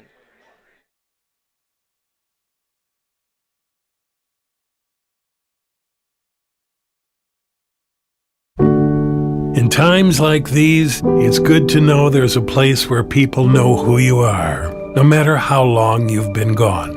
A place where the smells of home cooking are still in the air, where a simple wave warms your heart, and sharing stories with family, friends, and your community is just a way of life. Yes, in times like these, it's good to be home. Farmers Union Insurance, protecting what's important in life. This is Declan Buckle, shortstop for the Souris Valley Saber Dogs, with a message to you from Four Bears Casino. Four Bears is excited to welcome you aboard as they have plenty of fun events planned for the summer, including Dwight Yoakam on June 19th. They're now open 7 days a week and are giving away a brand new Ford truck and camper on July 3rd. Not only that, but their water park opens June 15th, and you can take a cruise or book a private party this summer on their luxury yacht. Go to fourbearscasino.com for complete hours and more details.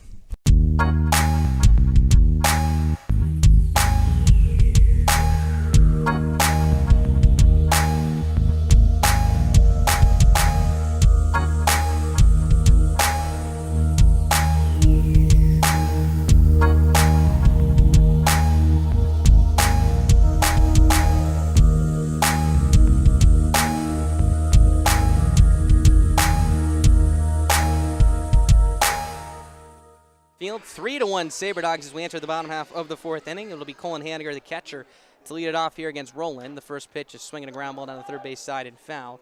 0-1 the count. Hannigan walked, stole a base back in the second inning. Would be stranded at second after Roland was able to bounce back and set down 7, 8, and 9 in order in the Saber Dogs lineup. Roland from the first base side delivers the 0-1. Fastball outside, ball one, 1 ball, 1 strike.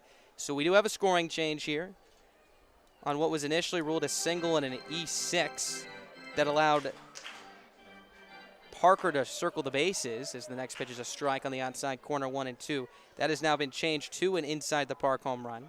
So credit Parker with home run number 1 on the season.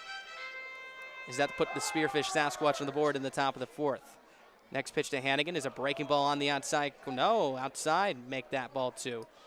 2-2 the count, a close pitch. So the count now runs even. Hannigan 1 for 4 on Friday, 1 for 4 in this series as well. Roland from the wind. Delivers the 2-2 on the way. Breaking ball, swing and a miss, 4 strike 3 as Hannigan was well out in front of that one. Strikeout number 3 on the night for Roland and out number 1 here in the bottom of the fourth inning. So here comes Avery Melman, the shortstop, to the plate now. Melman flew out to the center fielder Parker last time up. It was a tough play for Parker. It looked to be routine at first, but then the wind knocked it down. Parker was ranging towards the gap in right center to his left and had to switch directions and sprint in as hard as he could. Was able to make the catch. So the first pitch is on its way. It's a fastball outside, ball 1.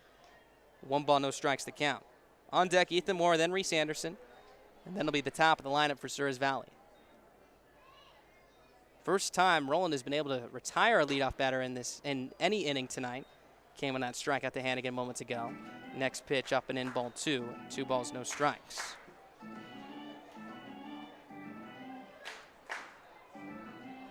Here's the 2-0 delivery on the way from Roland. Swing and a foul straight back. Count moves to 2 balls and 1 strikes. No action in the Saber Dogs pen, no action in the Spearfish pen as well. Good for both ends, particularly for the Saber Dogs, who are thin on pitching tonight. We'll see how long Hammerly goes. Again, that's been the story this entire week. We've seen 2 position players pitch for Souris Valley. The next pitch is swung on and missed for strike 2. Big fastball to the right hand of Roland. Count moves even at 2-2 here. We saw Hannigan pitch on Thursday evening. Jack Paulson pitched 3 scoreless innings on Friday. Next pitch down low, ball 3.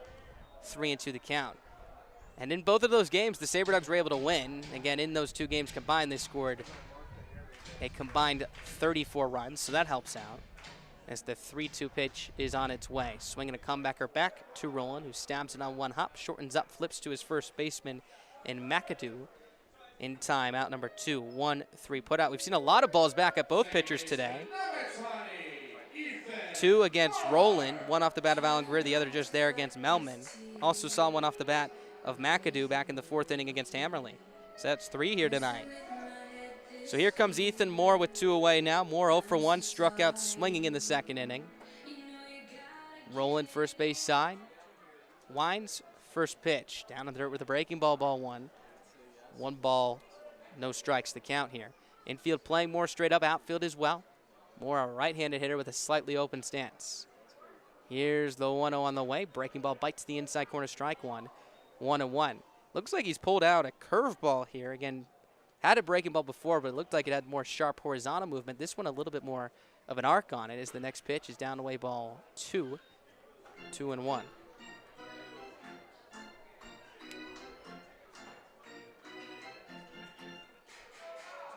Moore from the right side awaits. Here's Roland's delivery on the way. Swing and a foul off the mask of the catcher, and Ibach for strike 2. 2 balls, 2 strikes. Always scary when you see a ball come back fast to the catcher. Ibach going with the 2-piece mask today with the backwards skull cap and, of course, the mask piece covering his face. The classic look, the one that I love the best, at least. As Roland comes set from the first base side, delivers the 2-2 on the way. In the dirt, gets to the backstop for ball 3. 3-2 the count. About a 55-foot breaking ball right there as the hat fell off the head of Roland as he delivered that pitch. So good work from Ethan Moore here, running this count full here after falling behind with 2 strikes. 2 outs. Roland looking for his first 1-2-3 inning of the night. Here's his payoff pitch. It's up and away for ball 4, so a good at-bat for Ethan Moore as he reaches base for the first time this evening. That is going to be the second, or make that the 3rd walk allowed by Roland here tonight. 3rd in as many innings as well, as that brings up Reese Anderson. In fact, it was back-to-back innings, the 2nd and 3rd, where he walked batters to open up both frames. Was able to retire Hannigan swinging to open up this 4th, and got Melvin the ground out back to him, and then walked Ethan Moore on a 3-2 count. So here's the 9-0 hitter on Reese Anderson. Broke his bat his last time up with a ground out to short as the first pitch is a strike on the outside corner. 0-1 the count. After Moore, it'll be Caden Schwabe, then Alan Greer.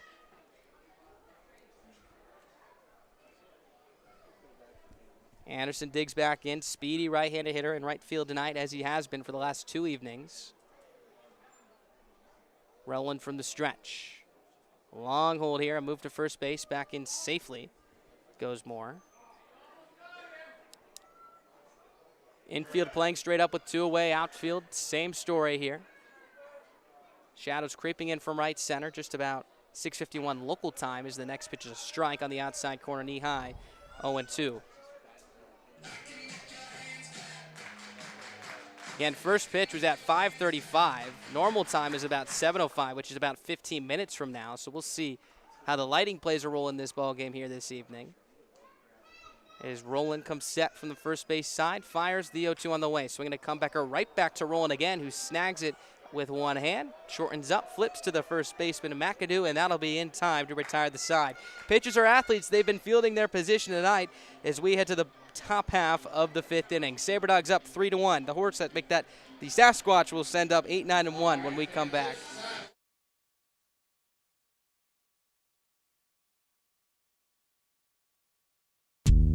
This is Bo Brewer for the Souris Valley Saber Dogs, reminding you that there is a reason why Slim Chicken hangs guitars on their walls and plays the blues. It's the same reason why they only serve you 100% all-natural chicken tenders. It's the way they like it. There is a reason why they treat you like family and serve food just like you would at home. Because you deserve it that way. And there's a reason it's made fresh when you order and served hot, because that is their promise to you. Come see us at Slim Chickens or order online at slimchickens.com.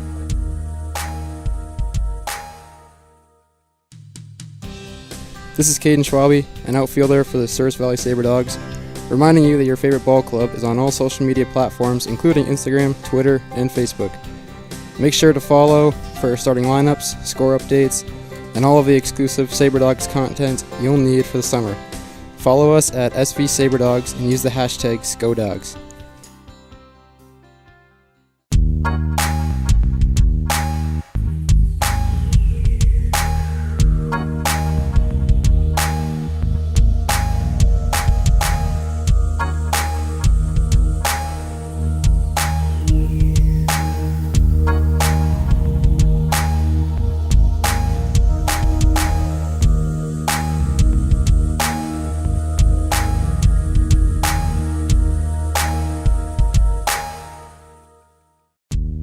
This is Bo Brewer for the Souris Valley Saber Dogs, reminding you that there is a reason why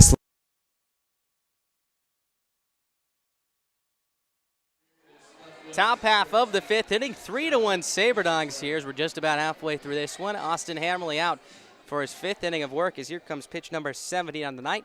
It's on its way. It's down away with a fastball, ball one. 1 ball, no strikes. It's going to be Joe Cacciatore to lead it off, Theo Hardy, then Ray Lozano. As the 1-0 pitch is down away, ball 2. 2 balls, no strikes. Cacciatore struck out swinging back in the third inning. Is the most recent strikeout for Hammerly tonight. He has 2. As the 2-0 pitch is on its way, swinging a pop-up out of play to the right side. Count moves to 2 balls and 1 strike. So for Cacciatore, this will be his first game since the 31st of May. Again, that was against the Trappers. 2-1, a strike with a fastball on the outside corner. 2-2 the count now. In total this year, he's played in 6 games, 6 for 22. As the next pitch is on its way, swinging a high fly ball out to straightaway left field. Schwabe takes a couple steps to his left towards the gap. Now starting to drift in front of the track for out number 1 right there. So that one had some carry on it as it took Schwabe about 10 more feet behind than he initially had it played. 1 out here in the top of the 5th inning for Hammerly. So here comes Theo Hardy. He walked back in the 3rd inning, stole second base. Would be stranded as well here as Lozano and McHenry could not bring him around afterwards. Hammerly from the first base side. Turns and fires the pitch. It's a fastball up and away, ball 1.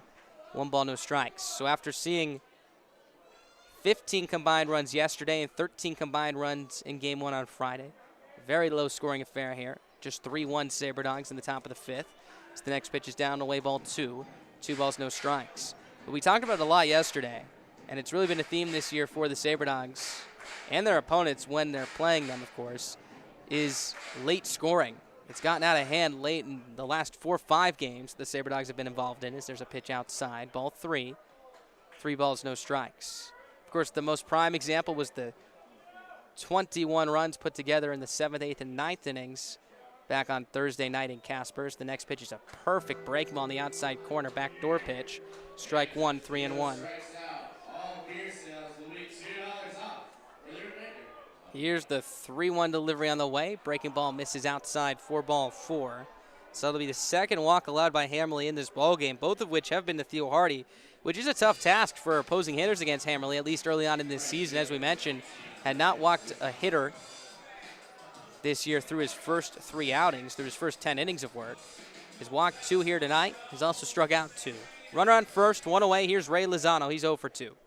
Hammerly now from the stretch. Belt tie. Fires the first pitch, swinging a cue shot off the end of the bat, foul straight back. Count jumps quickly ahead in favor of Hammerly. No balls and 1 strike. Sasquatch well into this ball game here. Again, the tying run at the plate as we speak. Top of the lineup up as well. Hardy has good speed at first. Takes his lead as the first pitch, or make that the 0-1 pitch is on its way. It's a fastball upstairs, ball 1. 1 ball, 1 strike. Outfield shifting the right-handed hitting Lozano to pull. Left fielder Schwabe a couple steps towards the left field line. Greer a couple steps towards left center. And Anderson a couple steps towards right center. 1-1 pitch from Hammerly, swinging a soft line drive. Right field, that one's down for a base hit. Scampering into second base is Hardy. So a hit here for Lozano, his first of the night. And the Sasquatch have something brewing here. First and second, 1 away here in the top of the 5th inning. Started with the fly out to left, a high fly ball, scraping the trees out in left center. And then a walk to Hardy on 5 pitches and the single to Lozano. That is the 4th hit of the night for Spearfish. As here comes Benton Schweinfurth, the pitching coach, to the mound now. And again, something you have to keep in mind is Hammerly is at 82 pitches here in the top of the 5th inning. Again, threw about 60 or so in his last outing. He's used to relieving. Again, hasn't started a game in college. Was the closer this year at school for the University of Pitt Johnstown. But getting a challenge here, and he's done a fantastic job here tonight. Again, having just allowed 1 run through 4 1/3 of an inning's work. But for the first time tonight, the Sasquatch have finally begun to get to him after back-to-back base runners reach first and second, 1 away. Currently doesn't look like there's action in the Saber Dogs pen, so this likely will be Hammerly's inning to finish here. And again, a win's a win, and if they can get a win out of Hammerly tonight, that would be huge. The only blemish is given that he's one of the best relievers, not only on this team, but in the league so far to open up the year, he likely would be unavailable for quite some time here entering next week. So here comes Johnny McHenry to the plate. He's 0 for 2. A ground out to first and a ground out to second. Hammerly looking for another ground ball right here. It's the first pitch. Is a breaking ball in the dirt. Good block by the catcher. Hannigan ranging to his right. Count quickly jumps to 1 ball and no strikes here. McHenry drove in a run yesterday. That was his first RBI of the year.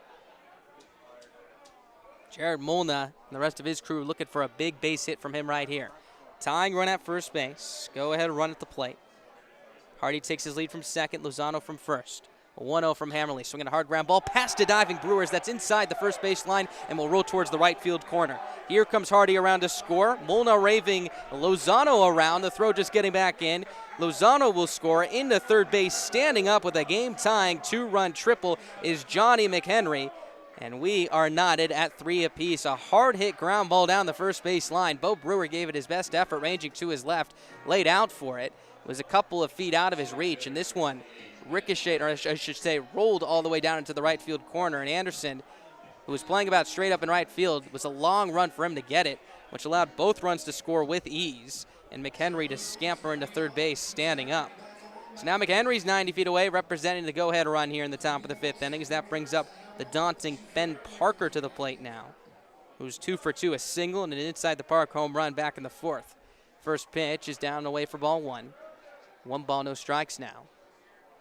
Looks like we are seeing some action in the Saber Dogs pen currently. No one tossing, but a couple of guys getting stretched. 85 pitches now for Hammerly. 1-0 pitch in the dirt. Good block, by Hannigan, ranging to his right. Couldn't find it at first. Again, this was a breaking ball well out of the strike zone into the left-handed hitter's batter's box. Hannigan using the turf, sliding to his right. Almost snuck underneath his glove, but he was able to keep it right behind him as that holds McHenry at third base. 2-0 now is a good breaking ball that bites the outside corner, strike 1. 2-1. Infield being drawn about halfway here. So again, if McHenry, the runner on third, is going on the contact play, they likely will have a play at the plate. 2-1 pitch on the way from Hammerly. Breaking ball misses outside ball 3. 3 balls, 1 strike to count now. So Hammerly's going to have to be careful here. Hitters count to Parker. Does have a bag open. Charles McAdoo, the first baseman, on deck. Hammerly from the wide.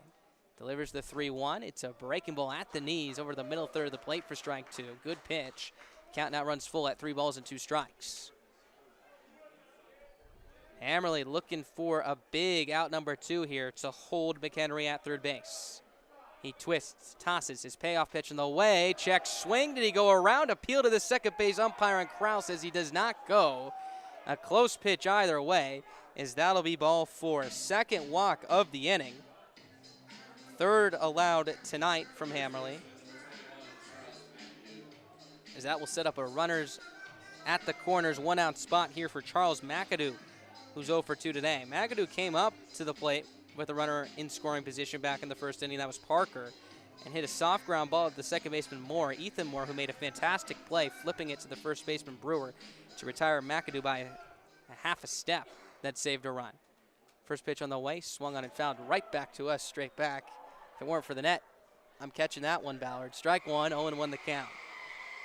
McAdoo picked up 2 RBIs yesterday, including a home run. RBI number 3, standing at third base 90 feet away. Also would be the go-ahead run. Hammerly from the stretch, first base side. 0-1 pitch is a breakable outside and low ball 1. 1 ball, 1 strike. So 92 pitches now here for Hammerly. Looks like he may be fatiguing a little bit here. Middle infielders will play back, corners as well here. Parker being held on at first base. Double play is in order with runners at the corners. Hammerly set from the stretch.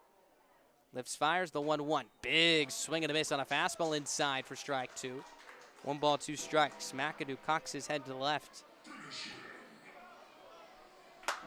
as he steps back in, carries the bat above his right shoulder. Big pitch coming up from Hammerly. 1 ball, 2 strikes, 1 away. Runners at the corners, 3-3 game. The pitch, breaking ball down and away, ball 2.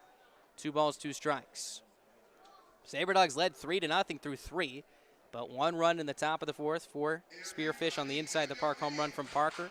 2 more on the 2-run triple from McHenry here in the top of the 5th. Spearfish looking for more here. 2-2 the count. Hammerly kicks, fires the pitch. Runner goes. Pitch outside. Throw from Hannigan is low. Now heading for the plate is going to be McHenry. The tag is plied, and it's in time. What a play by Ethan Moore and Colin Hannigan. First and third, the Sasquatch were trying to pull off the double steal. Hannigan threw down to second. Moore with his head up saw McHenry racing for the plate. Had to pick it up about ankle high and threw across his body to the catcher Hannigan, who quickly applied the tag, and it was in time for out number 2. So that's a huge play as that keeps this game tied. Meanwhile, at second base moves Parker. So instead of runners at the corners, 1 out for McAdoo. It's now 2 outs, no runs in. At least talking about McHenry, who is at third base, as we're going to see Jared Molna have a conversation with the home plate umpire and Jacob Almazora. Again, not liking the call at the plate. It was very close, as Almazora at least thought that Hannigan applied the tag on time. A very wild play indeed, a lot of action going on. We saw the Saber Dogs pull off that maneuver against Casper back on the last road trip. Spearfish tried to pull it off right there, and again, came very, very close. It would have given the Sasquatch the lead here. Is Molna, who has had plenty of conversations with umpires this weekend, continues to talk with Almazora to the left of the batter's circle right now. So a 3-3 game here with 2 outs. Hardy walked with 1 away against Hammerly. Lozano then singled. McHenry drove both of those 2 runners in with a 2-run triple to tie it. And then, of course, as you just saw, McHenry was thrown at the plate at the double steal attempt with runners at first and third base. Now, for McAdoo, who was at the plate with now a 3-2 count, what was a 2-2 count, he's getting a little bit of a break here. We'll see if that throws off his timing at all. As the head coach and Molna was talking to the home plate umpire for about a minute right there. So everyone will return to their positions. 3 balls, 2 strikes, 2 away. Hammerly digs back into the rubber here, looking for a big strikeout right now. He has 2 on the night. Cade Stuff on deck. Fans getting into it. The payoff pitch is strike 3 called on the inside corner. Austin Hammerly hits McAdoo with the hammer as that will retire the side. Strikeout number 3 on the night. Spearfish does pick up 2 runs on the 2-run triple from McHenry to tie it as we head to the bottom of the 5th. Halfway through this one, your score, Spearfish 3, Saber Dogs 3.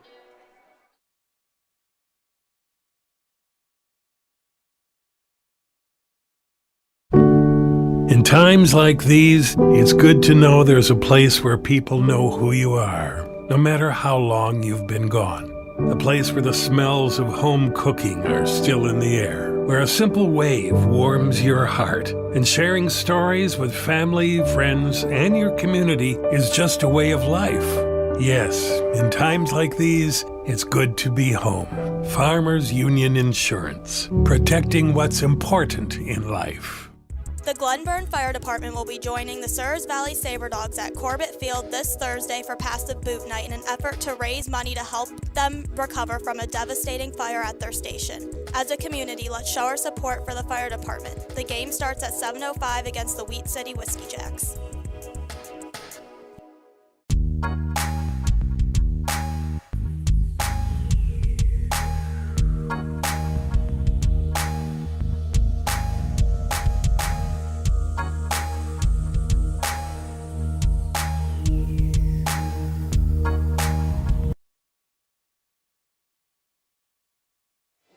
Welcome back to the bottom of the 5th inning. Tied at 3 now here between the Spearfish and the Saber Dogs here in the rubber match of this 3-game set. Top of the order due up here against Roland. Caden Schwabe to lead it off. And what a wild inning we just saw. A 2-run triple that tied it. Then moments later, Spearfish had runners at the corners with 1 away. It's the pitch to Schwabe is a strike at the knees, 0-1. And it was Parker who took off for second. Hannigan made the throw down. Ethan Moore, who was covering the second baseman, then saw that McHenry at third base was trying to score as the 0-1 is swung on a tap softly to the left side of the mound. Pitcher and rolling off, slides, can't pick it up cleanly, and he'll have to put it in his pocket. An infield single for Caden Schwabe. Looked like a perfect drag bunt right there. He'll take it. He's now 2 for 2 tonight, has reached base all 3 times. Back to that strange play. As McHenry was running down the line to try and score, Moore, who was covering the bag, had to reach across his body and then quickly make a throw to the plate. It was a bit high, but Hannigan was able to apply the tag in time. A close play indeed, but that was ginormous in terms of the impact of this ball game, as it kept that game tied and allowed Hammerly to strike out McAdoo looking to end the inning. So here's Alan Greer. He's 1 for 2. The pitch on the way is a fastball inside, ball 1. 1 ball, no strikes. That Hammerly's strikeout was probably his biggest of the year in terms of high leverage situations to keep that game tied. It was number 3 on the night, the first one looking. Could not have come at a better time. He now has 20 strikeouts in the year through 15 innings. Rolling from the stretch now makes a move over to the first base, back in safely as Schwabe. Schwabe has a stolen base today that came back in the 3rd inning, number 11 on the season. Has excelled in that category. As him and Greer at the top of this lineup has been quite the tandem here for Alex Miklos this season. Schwabe takes his lead, rolling from the stretch. Long hold, delivers the 1-0. Breaking ball, big rip and a miss for strike 1 from Greer. Count now even. On deck, Bo Brewer, then Dalton Bowling. Meat of this Saber Dogs lineup here in the bottom of the 5th. Halfway through this one at Corbett Field, 3-3 ball game here. First Sunday game for the Saber Dogs this season. They had last Sunday and Monday off. Roland leans in, comes set, first base side. Uniform gusting in the wind here as he comes set. There goes Schwabe. The pitch is swung on in line in the right field for a base hit. Schwabe had it right in front of him, around second and head for third. The right fielder and Lozano will get it back in quickly. The hit and run executed perfectly from Alan Greer and Schwabe. Runners at the corners immediately here in the bottom of the 5th inning as the Saber Dogs look to take the lead right back. And who better to come to the plate than Bo Brewer, who's 1 for 1 today already with an RBI single. He was hit by a pitch in the first, scored a run, and of course drove in that run back in the 3rd inning. Great piece of hitting from Greer. We saw him try the hit and run back in the 1st inning. Greer lined it to a double play. This time was able to get a line drive past the pitcher. The second baseman Stuff was already ranging up the middle, and by the time the ball passed him, he was already at the second base bag, trying to change directions, but it was well out of his reach. So Greer picks up his second hit of the day. He's now 2 for 3. It's the first pitch to Brewer, floats over the inside corner, strike 1, 0-1. So Brewer is now 5 for his last 6, 12 RBIs on the year. And again, through 46 at-bats now, maybe that 45, has struck out just once. As 0-1's the count. Time is now called by the home plate umpire, Al Mazzora. And you cope that strikeout stat right there with the fact that he's succeeding at more than a 55% rate. These are just unreal numbers for him this season. And he's continued it through 10 games. That's a pretty high sample size. As the 0-1 pitch is on its way. Fastball down away, ball 1. 1 ball, 1 strike. Brewer at Paris Junior College this year hit .419. I know, right? 100 points lower than it is now. That's still very good, however. 3 homers, 36 RBIs. In the month of March, was 21 for 43, hit .488 in that span with 10 RBIs. Very similar to his start here. 1-1 pitch. There goes Greer swinging a high fly ball out to deep left field. Cacciatore ranging back, looking up. This one's gone. Bo Brewer, for the first time in a Saber Dogs uniform, leaves the yard and gives the Saber Dogs the lead right back. It's 6-3 here in the bottom of the 5th inning. A screaming line drive over the left field wall. His 2nd, 3rd, and 4th RBIs of the night give him numbers 13, 14, and 15 on the year. What a bounce back for the Saber Dogs after Spearfish was able to tie it in the top of the 5th. Single, home run, and counting. Bo Brewer, what a start for that man. Here comes Dalton Bowling to the plate. Now he's 1 for 2, singled and struck out swinging. The first pitch on the way from Roland is a fastball inside, ball 1. 1 ball, no strikes. If you have not heard the name Bo Brewer yet and you're in the Minot area, you're missing out. The next pitch is up and away, ball 2, 2-0. Has his poster outside the ballpark, has been sitting consistently in the middle of this Saber Dogs lineup, has played in every game, has picked up a hit in every game. And there's home run number 1, hopefully the first of many. It's the 2-0 is a strike on the outside corner. 2 balls, 1 strike to count. Saber Dogs not done yet, have 4, 5, and 6 now due up. Miller on deck, Hannigan to follow. As the 2-1 is on its way from Roland. Fastball up and away, ball 3. 3 balls, 1 strike to count. So 3 runs on 5 hits, an error for Spearfish. 6 runs on 7 hits, 1 error for Souris Valley. Roland from the first base side. Kicks and fires. The pitch on the way. Breaking ball misses down and in for ball 4. So Bowling will keep the line moving. Reaches base for the second time tonight. As that'll bring up Drew Miller here with nobody out and a runner on first base. So 5 pitches. Only 1 meets the strike zone. Miller looking to get off the schneid. He's 0 for 2 today. Lined up to short. Grounded out to first back in the 3rd inning. As here comes the pitching coach, make it the head coach, and Jared Molna to the mound now. The Spearfish Sasquatch have a lefty warming up in the bullpen. As with both hands on his hips, Roland awaits as Molna now makes the call to the bullpen. Roland hands the coach his ball, walks back to the third base dugout. He will be responsible for bowling at first base. As of now, through 4 innings of work, has given up 6 runs here tonight. Saber Dogs lead it 6-3 after the Bo Brewer 3-run home run, and they're looking for more. Drew Miller due up when we come back with a runner on first base and nobody out.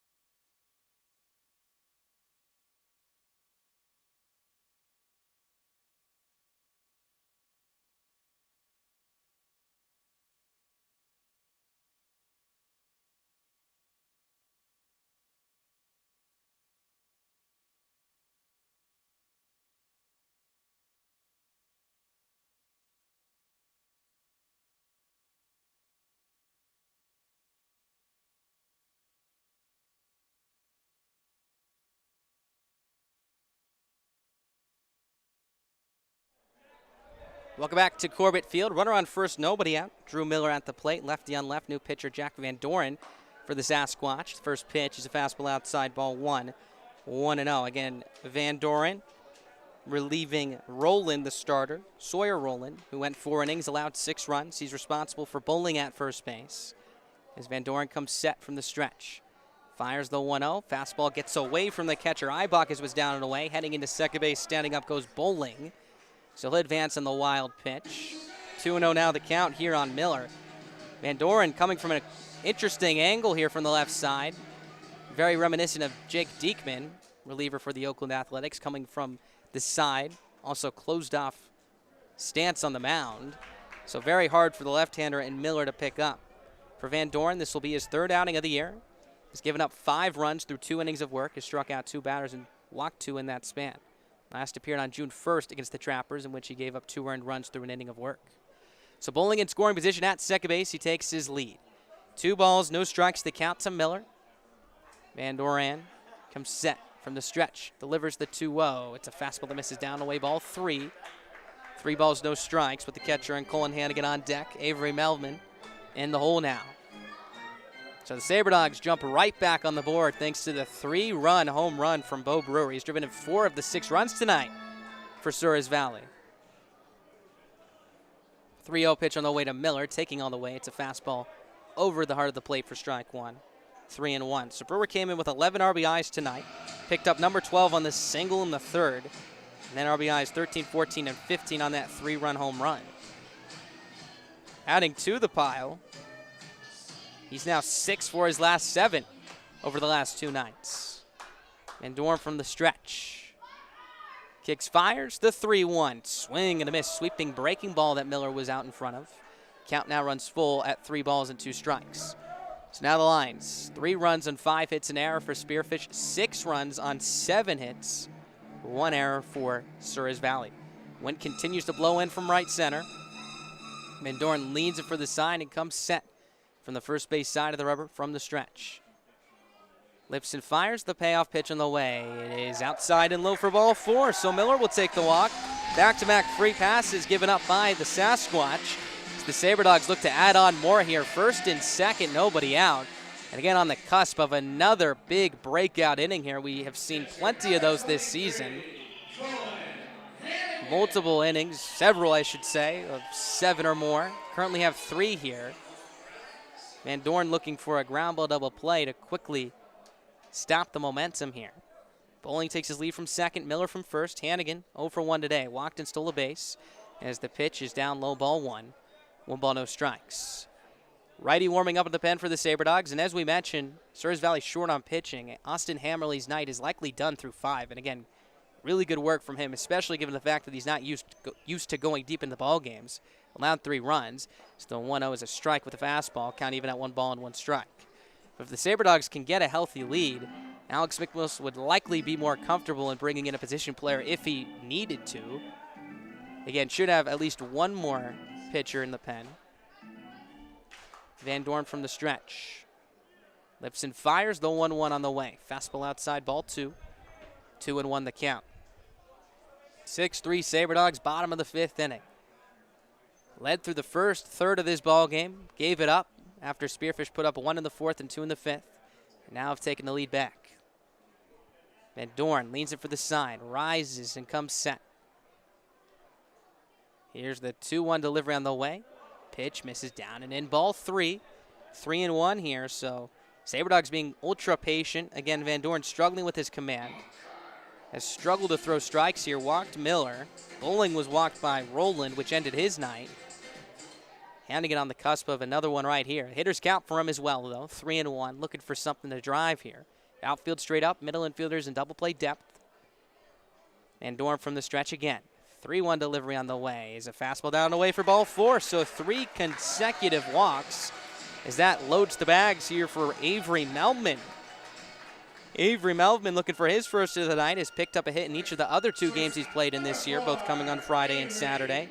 2 hits yesterday as well. Not only that, has picked up an RBI in his first 2 games.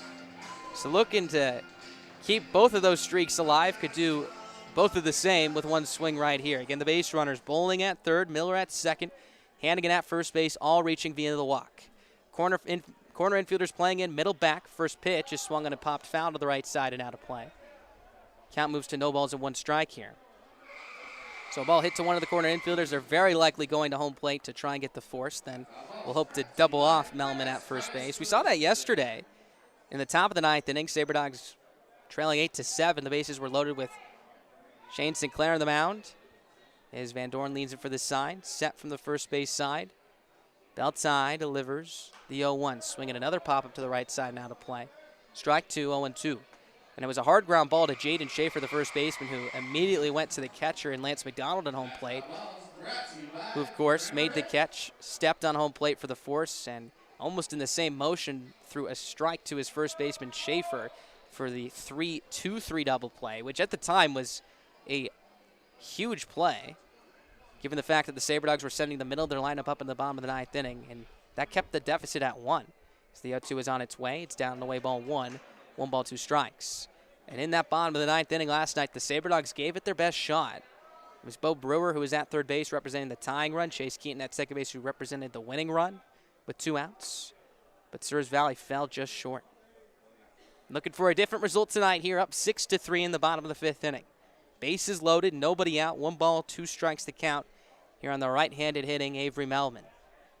Van Dorn from the stretch. 1-2 on its way, swinging a chopper off his foot. As the count will remain the same at 1 ball and 2 strikes. On deck, Ethan Moore. Then it will be Reese Anderson. Currently, this is the only game going on here in the Expedition League. 5:35 start time.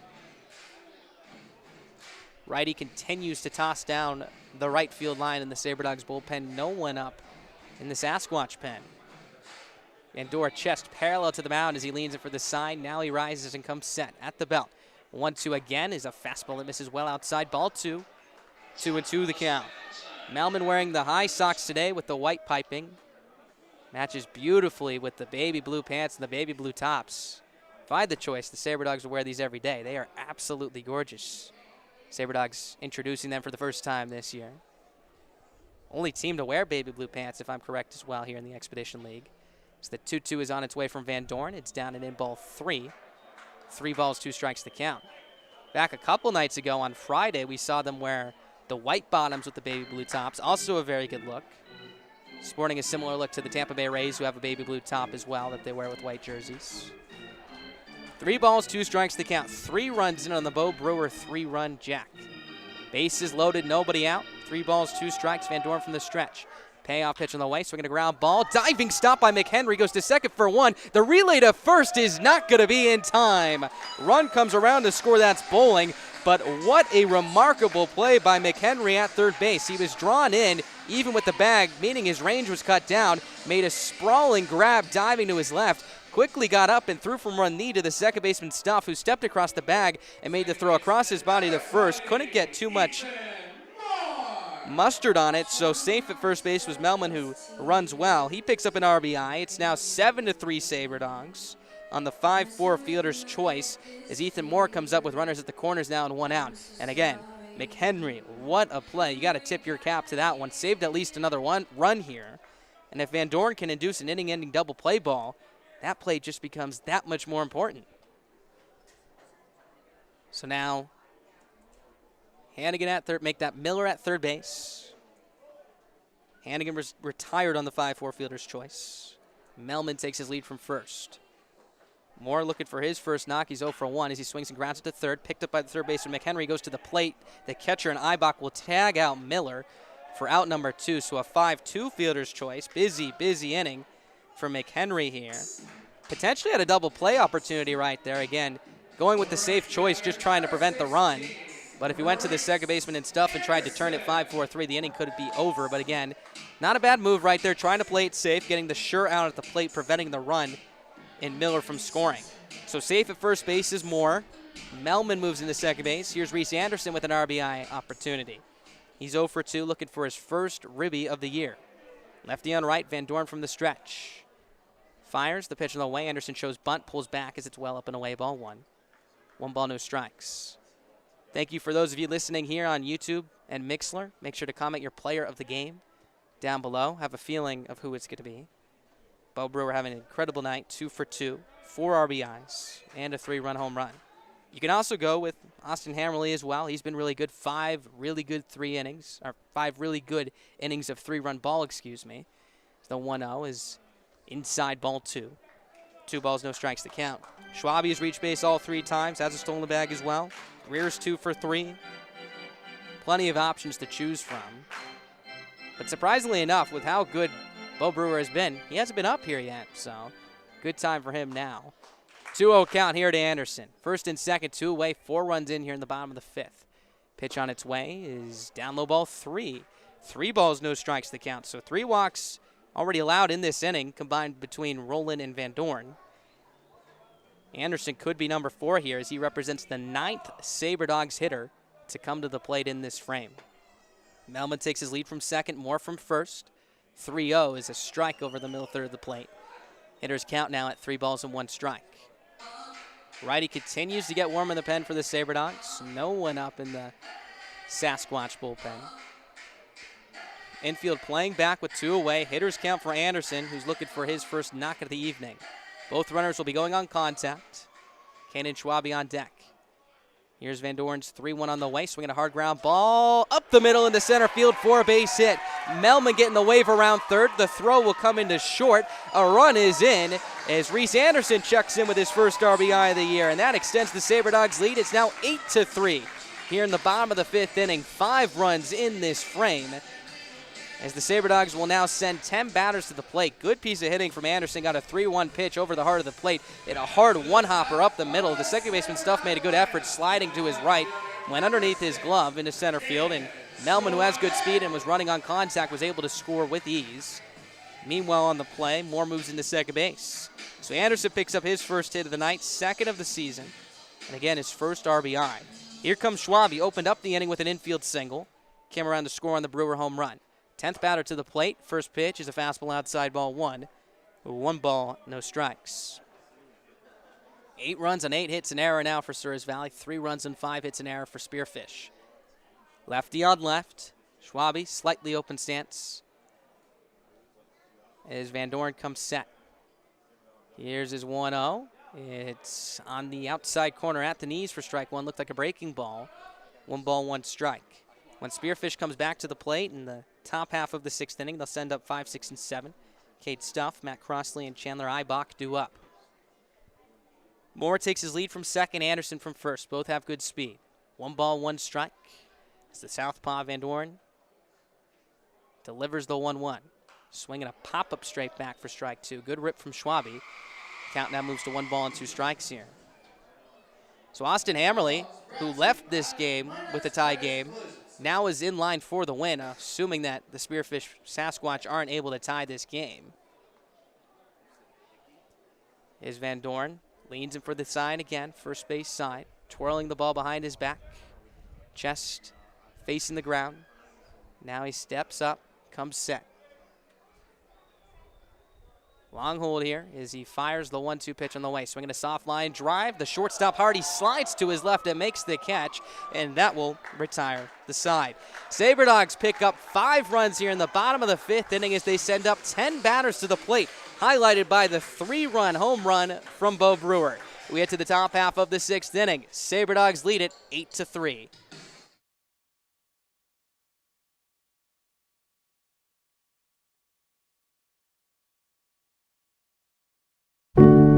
In times like these, it's good to know there's a place where people know who you are, no matter how long you've been gone. A place where the smells of home cooking are still in the air, where a simple wave warms your heart, and sharing stories with family, friends, and your community is just a way of life. Yes, in times like these, it's good to be home. Farmers Union Insurance, protecting what's important in life. The Glenburn Fire Department will be joining the Souris Valley Saber Dogs at Corbett Field this Thursday for Past the Boot Night in an effort to raise money to help them recover from a devastating fire at their station. As a community, let's show our support for the fire department. The game starts at 7:05 against the Wheat City Whiskey Jacks.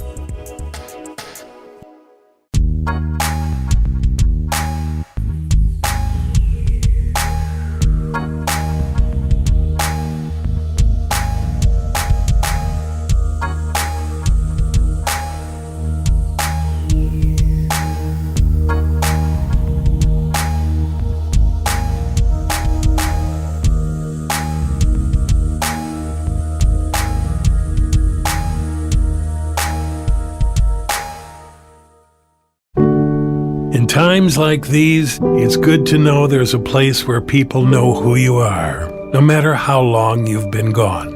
A place where the smells of home cooking are still in the air, where a simple wave warms your heart, and sharing stories with family, friends, and your community is just a way of life. Yes, in times like these, it's good to be home. Farmers Union Insurance, protecting what's important in life. The Glenburn Fire Department will be joining the Souris Valley Saber Dogs at Corbett Field this Thursday for Past the Boot Night in an effort to raise money to help them recover from a devastating fire at their station. As a community, let's show our... In times like these, it's good to know there's a place where people know who you are, no matter how long you've been gone. A place where the smells of home cook... Top of the 6th inning, new pitcher on the mound, hard-throwing right-hander Sean Hickey. Out for his first inning of work tonight in relief of Austin Hammerly, who went 5 innings of 3-run ball. Hickey's going to get Cade Stuff to lead it off. He's set from the first base side. His first pitch is on the outside corner for strike 1, 0-1. For Hickey, in his last outing, went 2 innings, allowed 6 runs, 3 of them earned. 2 strikeouts, did struggle with his command, walked 8 hitters. A good, comfortable lead for him here now. 5 runs, 8-3 lead here in the top of the 6th. He's set from the stretch. His 0-1 is a breaking ball that misses outside ball 1. Backed up on him a bit. 1 ball, 1 strike. Stuff 1 for 2 today. Grounded out to first, then singled back in the 4th inning. He's picked up 3 hits in the last 2 nights. Hickey comes set from the first base side of the rubber now. Count even out 1. Kicks, fires the pitch on the way. Swing and a foul straight back. Count moves to 1 ball and 2 strikes. So now, assuming that the Sabre Dogs can hold on to this 5-run lead, Austin Hammerly is in line for the win, going 5 innings, qualifying for it. And he's the last pitcher of record leaving with the lead. Hickey now entering this game with an 8-3 lead. He's set from the stretch. Kicks, fires, the 1-2 on the way. Misses up and away, ball 2. 2 balls, 2 strikes. As we mentioned, the Sabre Dogs have a thin pen here tonight. Looked like we saw Jaden Schaefer, the first baseman from last night, jog out to the pen to potentially warm up for later innings in this ball game. Sabre Dogs trying to close out the final 4 frames of this one here and pick up the series win. Next pitch, swing and a miss for strike 3. Hickey blew the fastball by Stuff for out number 1. Strikeout number 1 of the night as well. Number 8 on the season through 10 1/3 of an inning's work, and really good stuff right there. A fastball perfectly placed on the outside corner with some run on it, running away from the left-handed hitting Cade Stuff. So here comes Matt Crossley to the plate now. He's 0 for 2, grounded out to short, popped out to the third baseman and bowling in foul territory back in the 4th. So a right-hander up at the plate in Crossley as Hickey comes set from the stretch. Lifts and fires. The first pitch is swung and a chop to short. Melman comes in, plays on the hop, steps across, throws to first. It's in time to retire Crossley for out number 2. So a good start here for Hickey. 6 pitches, 2 outs. As that brings up Chandler Eibach to the plate. Eibach 0 for 2 today. Flew out to right, grounded into a 6-4 inning-ending fielder's choice back in the 4th inning. And if you're a right-handed hitter, it's an uncomfortable at-bat against Hickey, who throws hard. His fastball moves a lot in towards right-handed hitters, as he was able to get in on the hands of Crossley and induce that ground ball to the shortstop, Melman. Hickey comes set from the first base side. Jersey blowing in the wind as he delivers the first pitch. It's a fastball just a bit low, down low. Ball 1, 1 ball, no strikes. So a 5-run bottom of the 5th gives the Sabre Dogs an 8-3 lead. The 3-run home run from Bo Brewer. Then a couple RBIs on a fielder's choice off the bat of Melman, and a single from Anderson as the next pitch is a fastball that misses upstairs and in for ball 2. 2 balls, no strikes. Hickey going with the long pants tonight as he leans it for the sign, twirling the ball behind his back, glove tucked just above his front left knee. Now comes set at the chest height. Kicks, fires, the 2-0 on the way. It's a fastball on the inside corner, strike 1. 2-1 the count. And that is some sharp downward movement to it. Started about what looked like to be maybe the belt of the right-handed hitter in Eibach. Then sunk about thigh-high onto that inside corner. 2-1 pitch on the way from Hickey. Fastball on the outside corner, strike 2. Count moves to 2 balls and 2 strikes. So Hickey looking to set down the Sasquatch in order here in the top of the 6th would be quite a statement after the Sabre Dogs took that 5-run lead in the bottom of the 5th inning. Hickey leads it for the sign. Fans cheering behind him as he comes set. First base side of the rubber. Here's his 2-2 pitch on the way. Fastball just misses inside, ball 3 as Eibach scoots away. Count now runs full at 3 balls and 2 strikes. So we'll see what Hickey and Hannigan come up with right here. Looked like he was struggling with his breaking ball command earlier in the frame. Fastball has been working well. We'll see if they challenge Eibach with it again. Count full at 3-2. Fans clapping in unison. The payoff pitch is swung on the ground into the first base line and foul. Count will remain at 3 balls and 2 strikes here. 2 up for the Sabre Dogs in the bottom half of the 6th inning will be Alan Greer, Bo Brewer, and Dalton Bowling as they look to extend their lead. Wind gusting in from right to left, starting in right center, moving out to left center. Hickey leads it for the sign again, set. Longer hold, here's his payoff pitch one more time. Swing and a miss for strike 3. How about that, Sean Hickey? 1, 2, 3 go down the Sasquatch as we head to the bottom of the 6th. 2 Ks for Hickey, both swinging. Sabre Dogs lead it 8-3. It'll be Alan Greer to lead it off when we come back.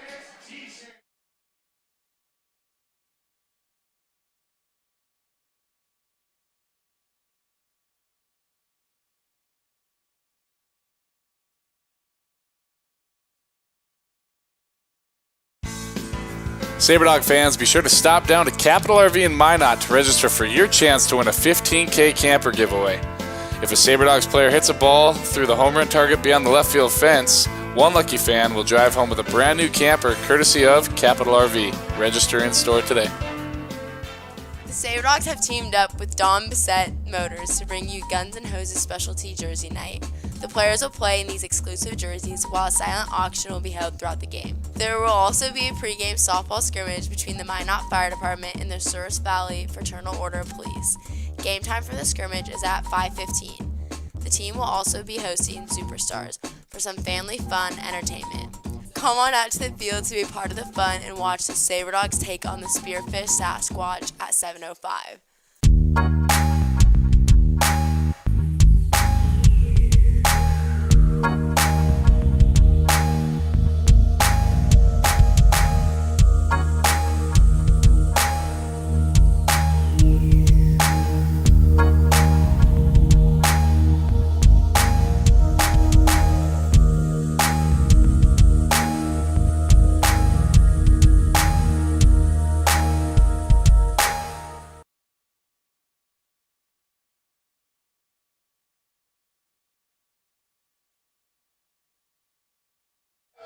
Welcome back to Corbett Field. Bottom half of the sixth inning, 8-3 Souris Valley. Here's Alan Greer to lead it off. Singled back in the fifth. That was last inning on the hit and run with Caden Schwabe as he swings at the first pitch and lines it out to center field. Ranging back is Parker. He's going to camp underneath it to make the diving catch for out number one. Again, he was sprinting back. The wind that's blowing in from right center hard knocked it down, so he took about 10 steps back, then had to readjust to come in a couple steps and laid out to make the catch to retire Greer. Nice adjustment from Parker as the elements here at Corbett Field, while it may not look like it on the TV screen, have difficulty for defenders in the outfield. So here comes Bo Brewer to the plate. Quite a night for him. Has reached base 3 times, all the times he's come to the plate.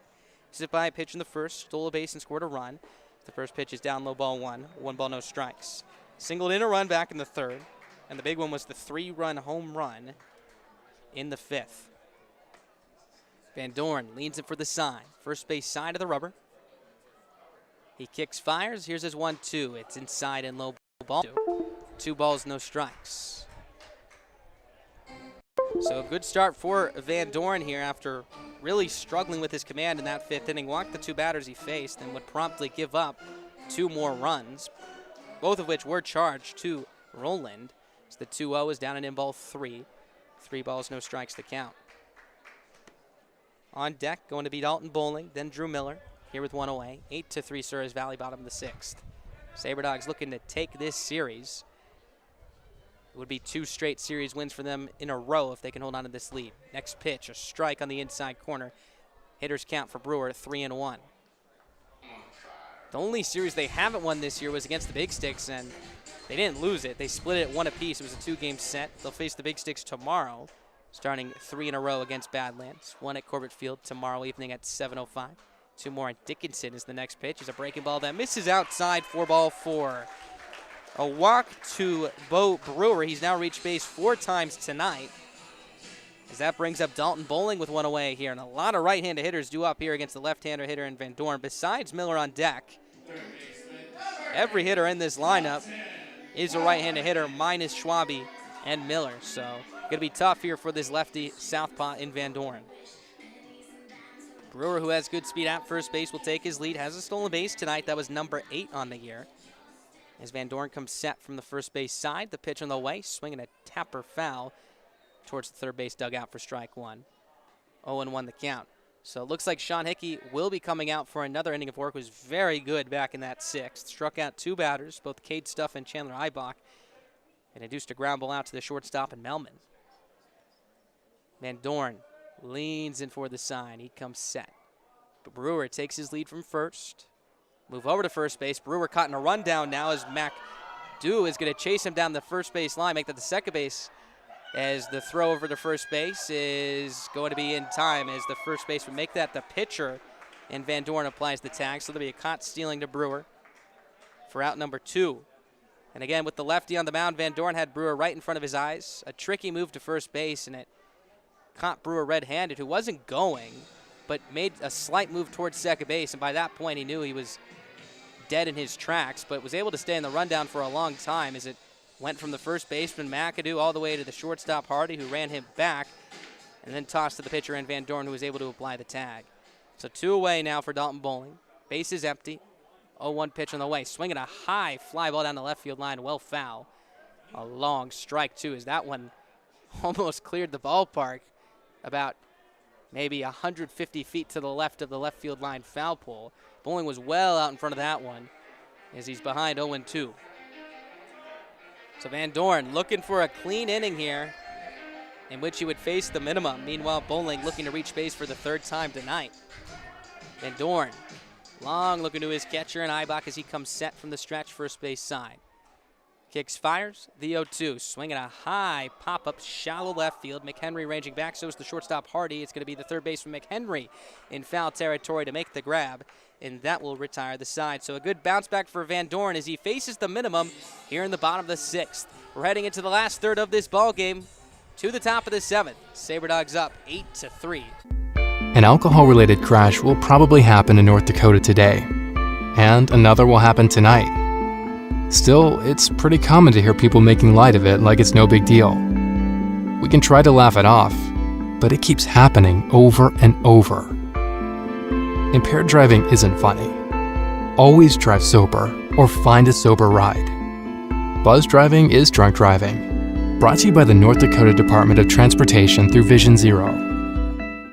Join us at Corbett Field to watch your Souris Valley Saber Dogs play the Wheat City Whiskey Jacks. It's this Wednesday, and you know what that means. Boneless wings at the stadium, buffalo barbecue. Either way, come on over to the field to be a part of the fun. Tickets on sale now. You won't want to miss it. The game starts at 7:05.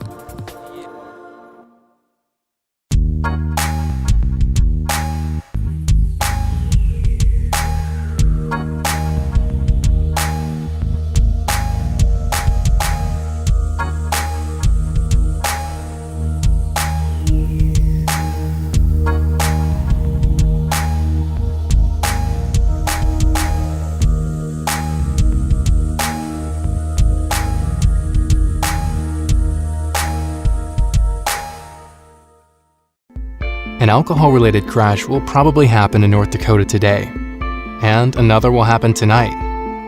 Still, it's pretty common to hear people making light of it like it's no big deal.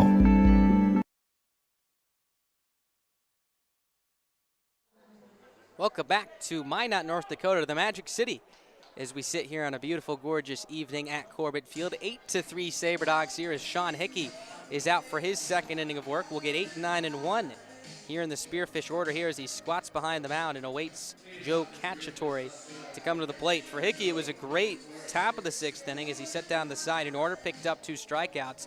Quite a bounce back from his last outing in which he walked 8 batters. So he's looking to ride that here into his 2nd inning of work here as he comes set from the first base side of the rubber. Cacciatore 0 for 2 today, is struck out and fly to left. First pitch is a fastball for a strike on the outside corner.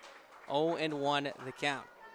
This is a much different Sean Hickey that we're seeing in this ball game. Again, pounding the zone effectively, efficiently, quickly, has gotten ahead to the majority of the batters he's faced, and he's looked fantastic so far here tonight in relief of Austin Hammerly. 0-1 is a breaking ball that misses upstairs and in for ball 1. 1 ball, 1 strike. So a scoreless 6th inning after seeing at least 1 run scored in the last 3. Again, 8-3 Souris Valley. Hickey from the stretch, first base side. Kicks, fires, 1-1, swinging a pop at first base side. Brewer ranging into foul territory towards the track. It's going to fly out of play as the count moves to 1-2. Brewer was sprinting hard down into foul territory. The hat came flying off. Now a pile of dust follows behind him in his tracks from the track down in foul territory beyond the backstop behind first base. So Hickey's ahead, 1 ball and 2 strikes here on Cacciatore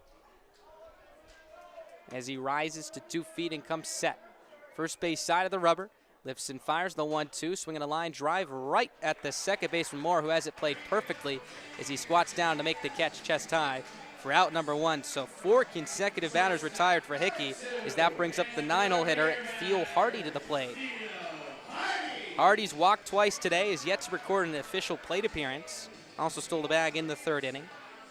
Came around to score on that big 2-run triple from Johnny McHenry that tied the game at that point in the top of the 5th inning at 3-3. And It looked like it was going to get out of hand for the Saber Dogs as Hickey comes set from the stretch, fires the first pitch. It's swung on and fouled straight back, 0-1. Because the Sasquatch had runners at the corners with one away. But after McHenry tried to pull off a steal to second base, in which McHenry tried to steal from third after Parker tried to steal second base, the Saber Dogs were able to throw out McHenry at home plate and get out of that jam and keep the game tied. 0-1 pitch, breaking ball misses upstairs, ball one. 1 ball, 1 strike. And right after that, Hammerly was able to strike out McAdoo, looking to end the inning and keep that game tied, which the Saber Dogs would promptly go on to score 5 runs in that bottom half and take this 8-3 lead. Hickey from the stretch. Lifts and fires the 1-1, swinging a line drive foul off to the left side. Strike 2, 1-2. Fastball looking very good for Hickey tonight. Has still struggled a little bit with the command of his breaking ball. It's backed up on him a couple of times, maybe slipping out of the hand a little bit. As he digs his right foot into the rubber here and leans it for the sign. Gets it from his catcher and Hannigan as he nods his head and promptly comes set. 1 ball, 2 strikes, 1 away. Hickey delivers the next pitch. Misses up and away, ball 2. 2-2 the count here. Fans don't like it. It looked to be a little bit up and away, but you love to see the fans into this ball game, even with a 5-run lead. I'll tell you, the Minot faithful have been loud and energetic this weekend. Hickey from the stretch, first base side. 2 balls, 2 strikes, 1 away. Here's his 2-strike delivery on the way. It's a fastball up and away, ball 3. Count now runs full at 3 balls and 2 strikes. 22 pitches thus far for Hickey through an inning and 1/3 of work. Top of the order on deck and Ray Lozano. Hickey leans in, comes set quickly here. Slightly closed off as he kicks and fires the payoff pitch. Down and in, 4 ball 4. So Hardy, after falling behind with 2 strikes, works the full count and then the walk as he'll take first base here with 1 away. Pitch missed down and in, about ankle high, as that brings up Ray Lozano to the dish now. So top of the order here for the Sasquatch. Again, a good time for them to try and inch back into this ball game. Have 8 outs to work with here to score 5 to at least tie. Lozano 1 for 3 this evening. That hit came back in the 5th, right before McHenry tripled down the right field line to tie the game.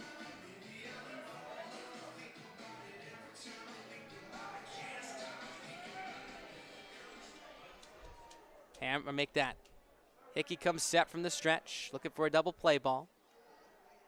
Here's his first pitch. Fastball rises upstairs and in, ball 1. 1 ball, no strikes. Lozano out of the University of Ozarks from Oklahoma City, Oklahoma. Standing at 6'3", 190 pounds, make that, as he digs back into the right-hander's batter's box. Twirling that bat in a circle here above his right shoulder, slightly open stance. As Hickey comes set from the stretch, delivers the 1-0. Fastball upstairs, ball 2. 2 balls, no strikes now. Lozano came into tonight 12 for 37 on the air. No homers, 6 RBIs, 2 stolen bases. Has drawn 6 walks as well. Getting on base at a 444 clip. Hitters count for him 2-0. Hickey from the stretch. Pitch on the way. Fastball misses up and in, ball 3. 3-0 the count now. So Hickey starting to struggle with his command here. Currently sits at 26 pitches as Jaden Schaefer is walking out to the pen with Trenton Dukeshire, one of the other catchers here for Souris Valley. Hickey looking to find the strike zone here. He comes set first base side. Hardy takes his lead. Hickey kicks, fires the 3-0 as a fastball up and away for ball 4. So back-to-back walks here in the top half of the 7th as that sets up a first and second one-out spot for Johnny McHenry, who came up clutch back in the 5th, as we alluded to earlier in this frame. The 2-run triple down the right field line. For him, picked up RBIs numbers 2 and 3. As here comes Alex Miklos to the mound. Now he's going to jog out to talk to Hickey. The rest of the infield to follow. Again, we saw Jaden Schaefer walk out to the pen. Maybe this is to buy some time to help give Schaefer some time to warm up. Also to calm down Hickey, who's really struggled with his command here. It looked good through the first inning and 1/3 of work. Was untouchable, it looked like, in the 6th inning. Picked up 2 strikeouts. Then got Cacciatore to line out to second. With a back-to-back walks to the 9 and 1 hitters, and here we are. Hickey pounding the ball into his glove as he listens to his coach, Miklos. Miklos now retreats back to the first base dugout here, so Hickey will stay in this game. First and second, 1 away, 5-run lead for the Saber Dogs here in the top of the 7th inning. The base runners Hardy at first base, make that second base. Lozano at first. As Johnny McHenry comes to the plate, a left-handed hitter. And it doesn't get much easier after this with Ben Parker and Charles McAdoo, two very powerful hitters looming on deck and in the hole. Hickey comes set again, first base side, chest high. Here's his first pitch on the way. Fastball misses down low, ball one. 1 ball, no strikes. So that's 5 balls in a row now to the right hand of Hickey. Outfield straight up, you have good arms left to right. Schwabe, Greer, and Anderson. Middle infielders in double play depth. That's the shortstop Melman and second baseman Moore. 8-3 Saber Dogs. Top of the 7th inning, 1 away. First and second, 1-0. Swinging a pop-up, foul territory. The catcher Hannigan and the third baseman Bowling range towards the dugout. It's Bowling to make the catch on the track, about 10 feet in front of that third base dugout for a huge out number 2. So good bounce back for Sean Hickey as he's an out away from weaving in and out of trouble. As we mentioned, it's going to be a tough task with Ben Parker coming to the plate. He's 2 for 2 today, singled in the first, had the inside the park home run in the 4th, and walked back in the 5th inning. With 1 swing of the bat, he can make this a brand new ball game. Spearfish down by 5. Runners on first and second, 2 away. Both runners will be going on contact. That's Lozano at first, Hardy at second. Pitch from Hickey is a fastball outside, ball 1. 1 ball, no strikes. When the Saber Dogs come up for the top, make that the bottom of the 7th. It'll be 5, 6, and 7. Drew Miller, Colin Hannigan, Avery Melman. Hickey trying to pass the baton to them as he comes set. 1 ball, no strikes. Kicks, fires, delivery on the way. Fastball dotted on the outside corner, about chest high for strike 1. 1-1, so he's found himself once again here. As Parker digs back in. No batting gloves for him once again tonight. Has wrist tape on his right wrist as well as his left wrist as he swings the bat back and forth in the direction of Hickey, now lifts it above his right shoulder. Meanwhile, Hickey comes set from the first base side of the rubber. Kicks, fires, the 1-1 on the way. Breaking ball, a good one on the outside corner, strike 2.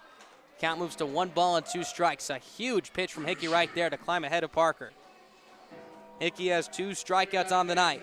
Looking for number 3 right here and to send this into the bottom of the 7th inning. Fans getting into it here at Corbett Field, cheering in unison as they stand behind Hickey when he comes set from the stretch. Kicks, fires, the 1-2 on the way. Misses up and away, ball 2. Looked like another breaking ball. Count now even at 2 balls and 2 strikes here. 34th pitch of the night coming up for Hickey. Big spot here for the Spearfish as they look to reinsert themselves into this ball game right here. Charles McAdoo, the first baseman, looms on deck. Hardy takes his lead from second. Lozano from first. 2-2 from Hickey on the way. Swinging a line drive right field. That's through for a base hit. Hardy getting the wave around third. He will score. The throw goes to third as the runner on second. Lozano trips as the third baseman and Bowling will cut it off. So an RBI single for Ben Parker as the Spearfish cut the deficit to 4 now. It's 8-4 here in the top of the 7th inning. A hard steamer through the right side of the infield. No chance for the first baseman Brewer to get it. The right fielder Anderson was playing straight up. It was a good job by him to get to it quickly, ranging to his left to cut it off. Lozano took a wide turn around second and was heading for third, but slipped, so he holds at second base. So an RBI for Parker, give him number 11 on the season, as Charles McAdoo comes to the plate. So again, an 8-4 ball game. Righty on right here. Hickey from the stretch. Fires the pitch on the way, swinging a pop-up foul to play to the right side. Count moves to 0-1.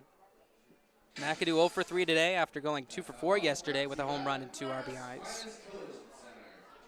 Grounded out to second, then back to the pitcher Hammerly. Also struck out looking to end the 5th. That was a big strikeout for Hammerly. His final of the night.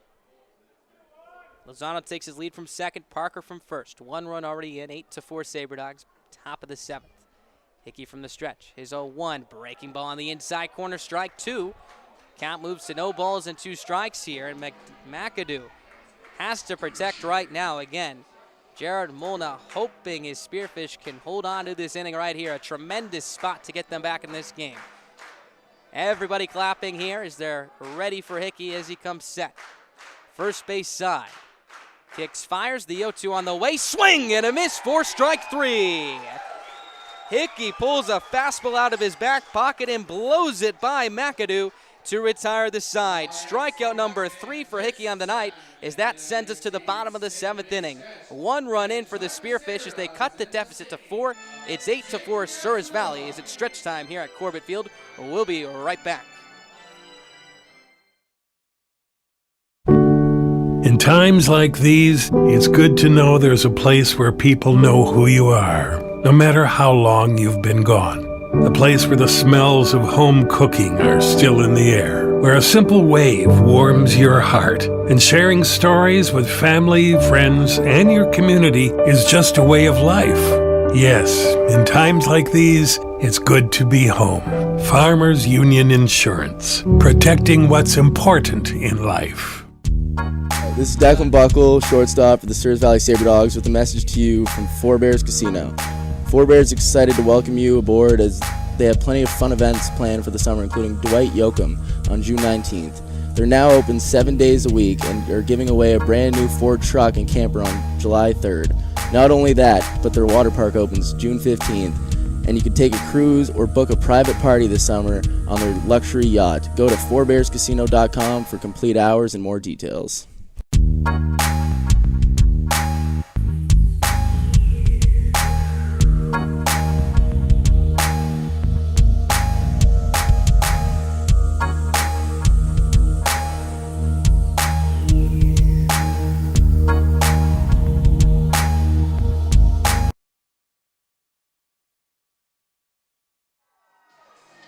Bottom half of the 7th inning. Quite a fun ball game we've seen tonight. 8-4 Saber Dogs lead. Here's Drew Miller. 0 for 2 tonight. Reached base via the walk against Van Dorn. In fact, it was the first hitter Van Dorn faced. Back in the 5th inning in relief of Roland as the first pitch is on its way. It's a strike at the knees. 0-1. Looks like it's Shane Sinclair walking down the right field line with Trenton Dukeshire. Likely going to warm up here. 0-1 pitch on the way to Miller. He's a breaking ball that misses inside ball 1. 1 ball, 1 strike. What a bounce back for Sean Hickey. Again, had a difficult ball game back earlier this week in Casper where he walked 8 hitters. Got into some trouble with his command last inning. Did walk 2, but has been able to strike out 3 and limit the Sasquatch to 1 as Miller swings and pops this up out to left center field. Moving to his right is Parker into the gap and almost makes this catch in straightaway left for out number 1. Again, the wind has been giving Parker fits all night long. Looked like a pop-up that was only going to take him maybe 2 or 3 steps to his right, but then had to sprint all the way into the gap, crossed his left fielder and Cacciatore to make that backhanded grab for out number 1. So a good start here for Van Dorn as that brings up Colin Hannigan to the plate. Hannigan 0 for 1, struck out swinging in the 4th, walked twice. He has as well tonight. Also stole the bag back in the 2nd. Van Dorn from the stretch. Fires the first pitch. It's a fastball that runs outside ball 1. 1 ball, no strikes.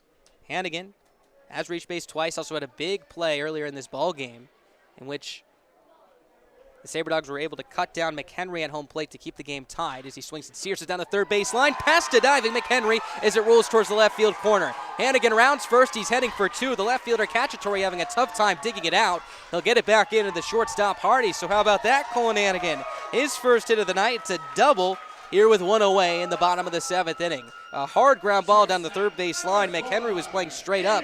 Gave it his best effort as he has been phenomenal with the glove this entire weekend. Could not get to this one. So Hannigan in scoring position now with 1 away. Saber Dogs looking for as much insurance as they can get.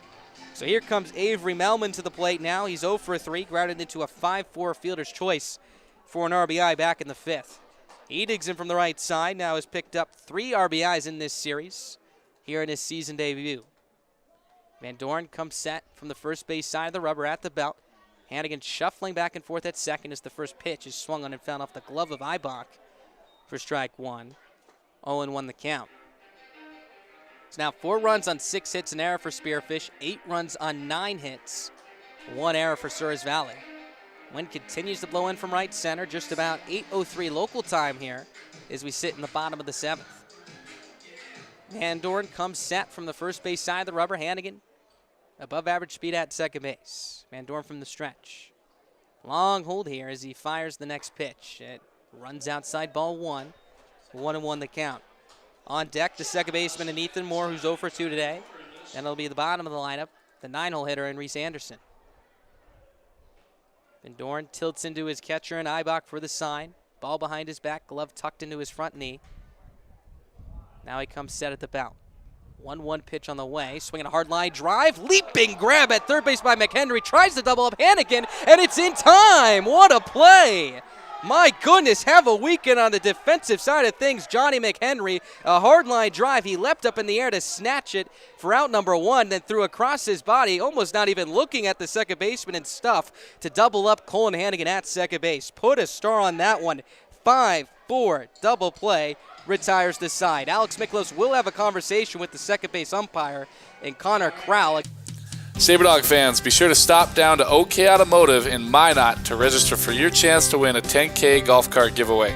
If a Saber Dogs player hits a ball through the home run target beyond the left field fence, one lucky fan will drive home in a brand new golf cart courtesy of OK Automotive. Register in store today. Hey Saber Dogs, the team has teamed up with Circle Sanitation to bring the fans a Minot Mallards throwback jersey night. The Saber Dogs will play in these exclusive jerseys while a silent auction will be held throughout the game. The proceeds will go to the Cheering for Chance fundraiser. The team starts at 7:05 and the Dogs will be playing against the Badland Big Sticks.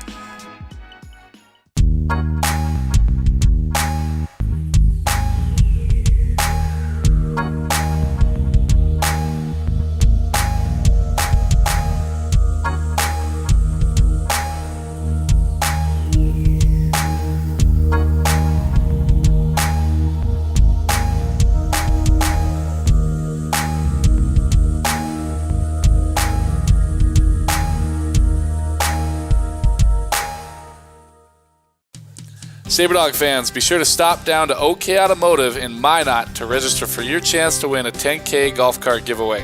If a Saber Dogs player hits a ball through the home run target beyond the left field fence, one lucky fan will drive home in a brand new golf cart courtesy of OK Automotive.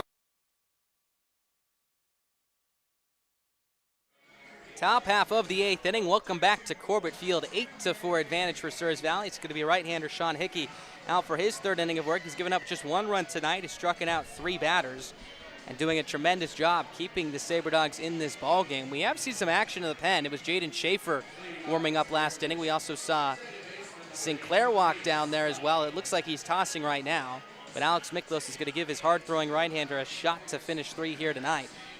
In his way will be 5, 6, and 7 in the order. Cade Stuff, Matt Crossley, and Chandler Ibach. Again, what a play by Johnny McHenry at third base. He's looking like Matt Chapman and Nolan Arenado out there this entire weekend. Hickey comes set from the stretch, lefty on right. Lifts and fires. His first pitch is a fastball up and away for ball 1.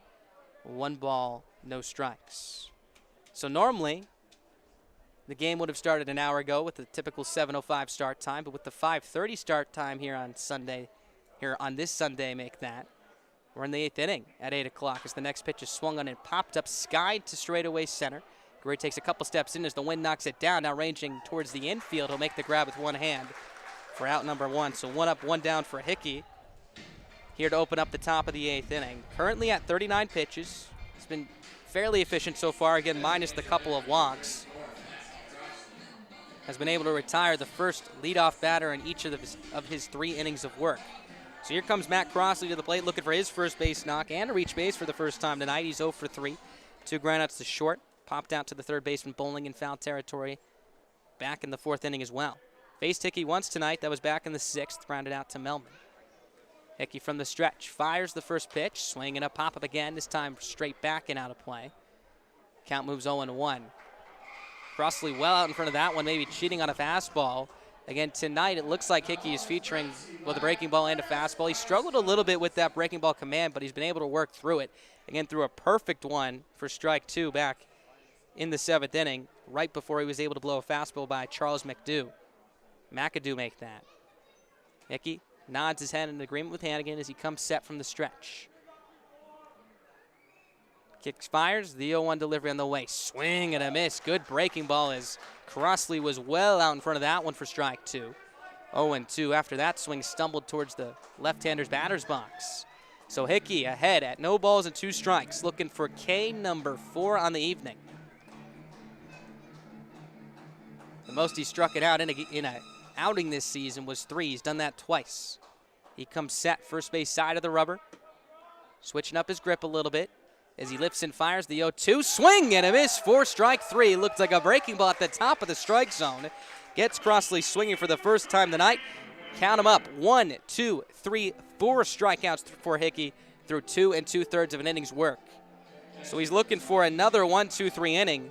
Was able to set down Stuff, Crossley, and Eibach in order back in the 6th. Ironically enough, here he is, retiring Stuff, retiring Crossley. Eibach the last man in the way for another 1, 2, 3 inning. Righty on right. Eibach choking up a lot on his bat right now. As Hickey delivers the first pitch, it's on its way. A breaking ball in the outside corner, strike 1, 0-1. So he's found the command of it here. 44th pitch of the night coming up for him. Right-hander continues to warm up down in the Saber Dogs pen.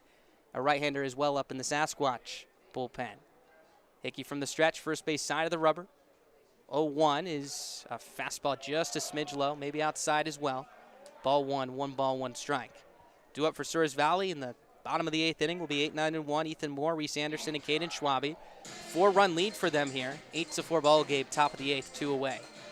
Hickey from the stretch.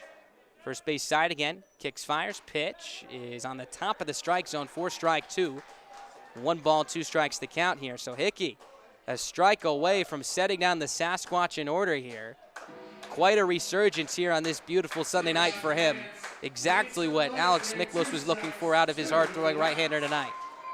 Fans clapping once again. Hickey from the stretch, first base side. 1-2 on the way, swing and a foul straight back. Good piece of hitting by Eibach to just get a piece of that one and foul it straight back. Count stays at 1-2. A pitch down and away, maybe an inch or 2 off the plate. Just reached the bat out there and stuck the end of it out to get a piece. Crowd has been in it tonight. Stomping their feet, clapping their hands as Hickey comes set.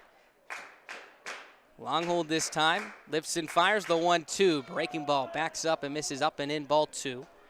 2 balls, 2 strikes now. Shadows trickling in from the outfield now, beyond the outfield walls, I should say. Really may not play a role in this ball game tonight, in fact, as we're just in the top of the 8th inning with 2 outs. Hickey shakes once, now nods, comes set again. 2 balls, 2 strikes, and Eibach. Here's his delivery on the way. Strike 3 called. Got him with a fastball on the outside corner. How about Sean Hickey tonight? 5 strikeouts as he limits the Sasquatch to 3 runs through 3 innings of work. We're heading to the bottom half of the 8th inning. All Saber Dogs tonight as they lead at 8-4.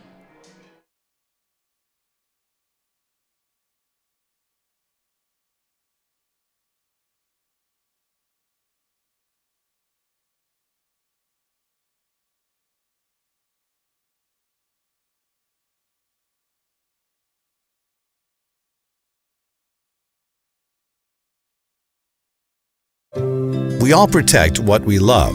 It's instinct.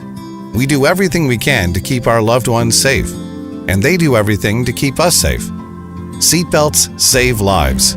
It's an indisputable fact, and buckling up is something we all can do. Buckle up, Dad. Seatbelts save lives. Buckle up. Every trip, every time. Brought to you by the North Dakota Department of Transportation through Vision Zero. This is Ethan Moore for the Souris Valley Saber Dogs, reminding you that your favorite ball club is on all social media platforms, including Instagram, Twitter, and Facebook. Make sure to follow for starting lineups, score updates, and all our exclusive Saber Dogs content you'll need this summer. Follow us at SV Saber Dogs and use the hashtag SCODogs.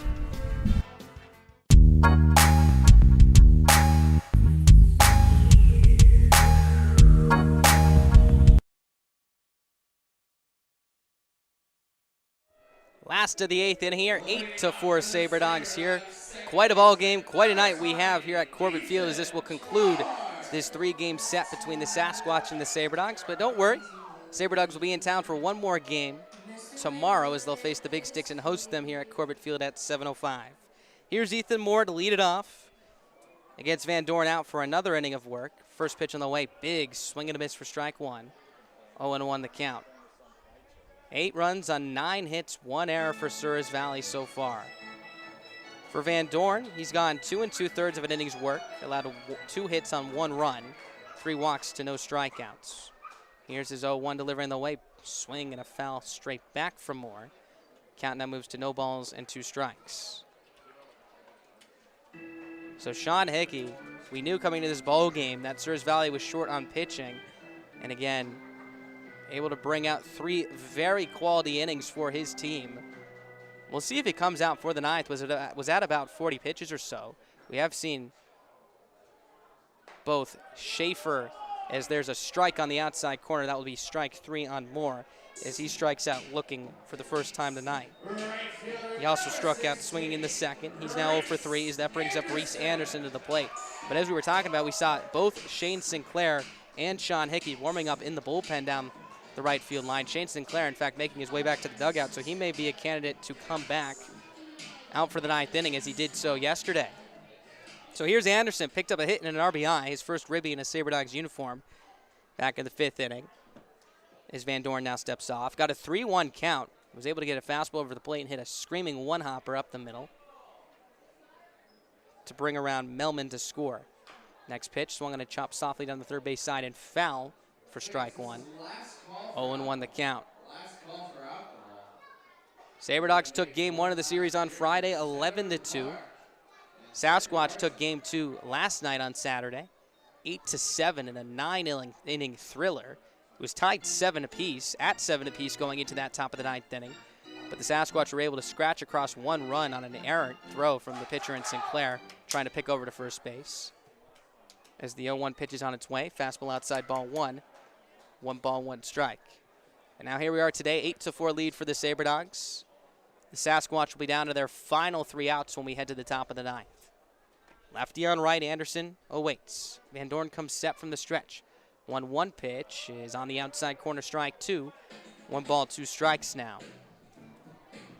No action in the Sasquatch pen. We saw a right-hander warming up at the conclusion of last inning.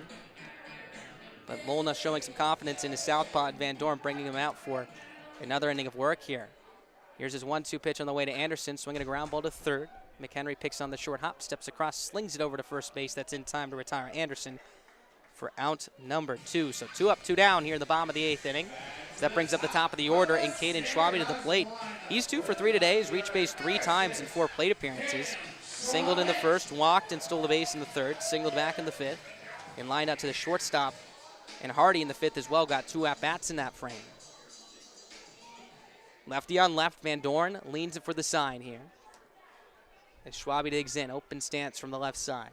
First pitch is on the outside corner, strike 1, 0-1.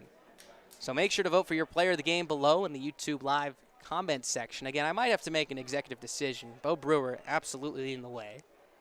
3 for 4. Make that 2 for 2 as the next pitch is down, away ball 1, 1 ball, 1 strike. Was hit by a pitch, stole a base, and scored a run in the 1st.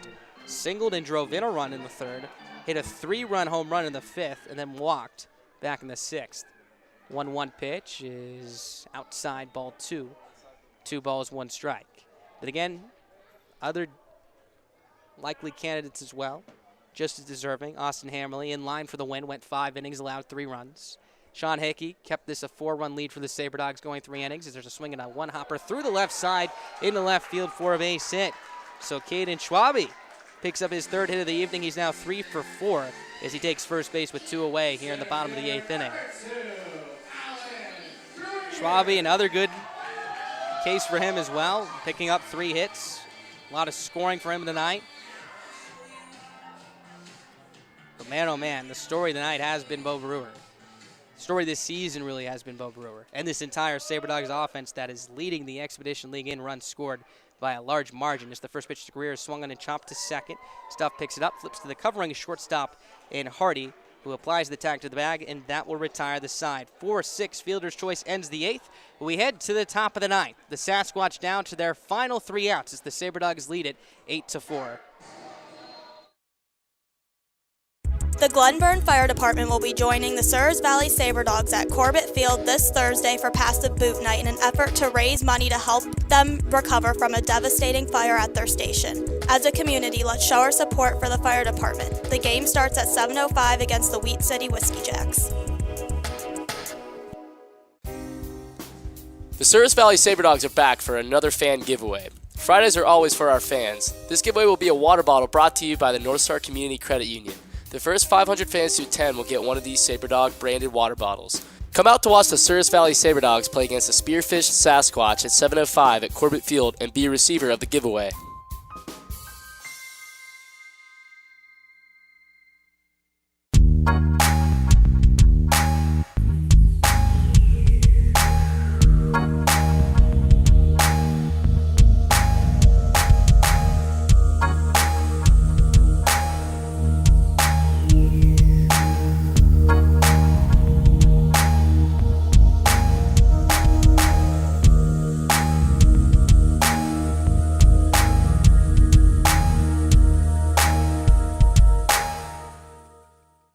The Glenburn Fire Department will be joining the Souris Valley Saber Dogs at Corbett Field this Thursday for Past the Boot Night in an effort to raise money to help them recover from a devastating fire at their station. As a community, let's show our support for the fire department. The game starts at 7.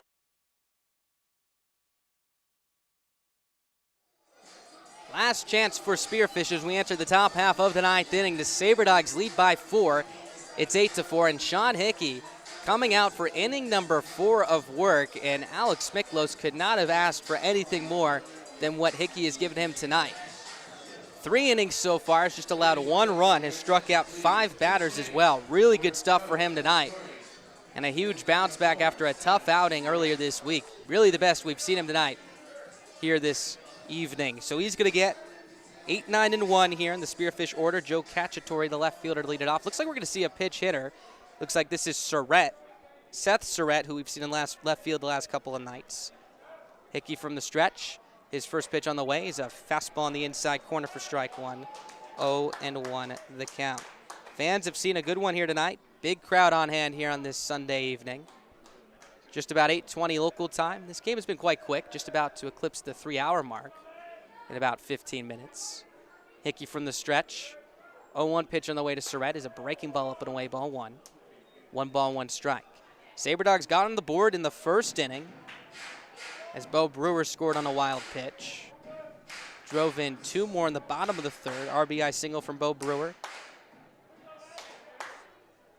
As Hickey comes set from the stretch.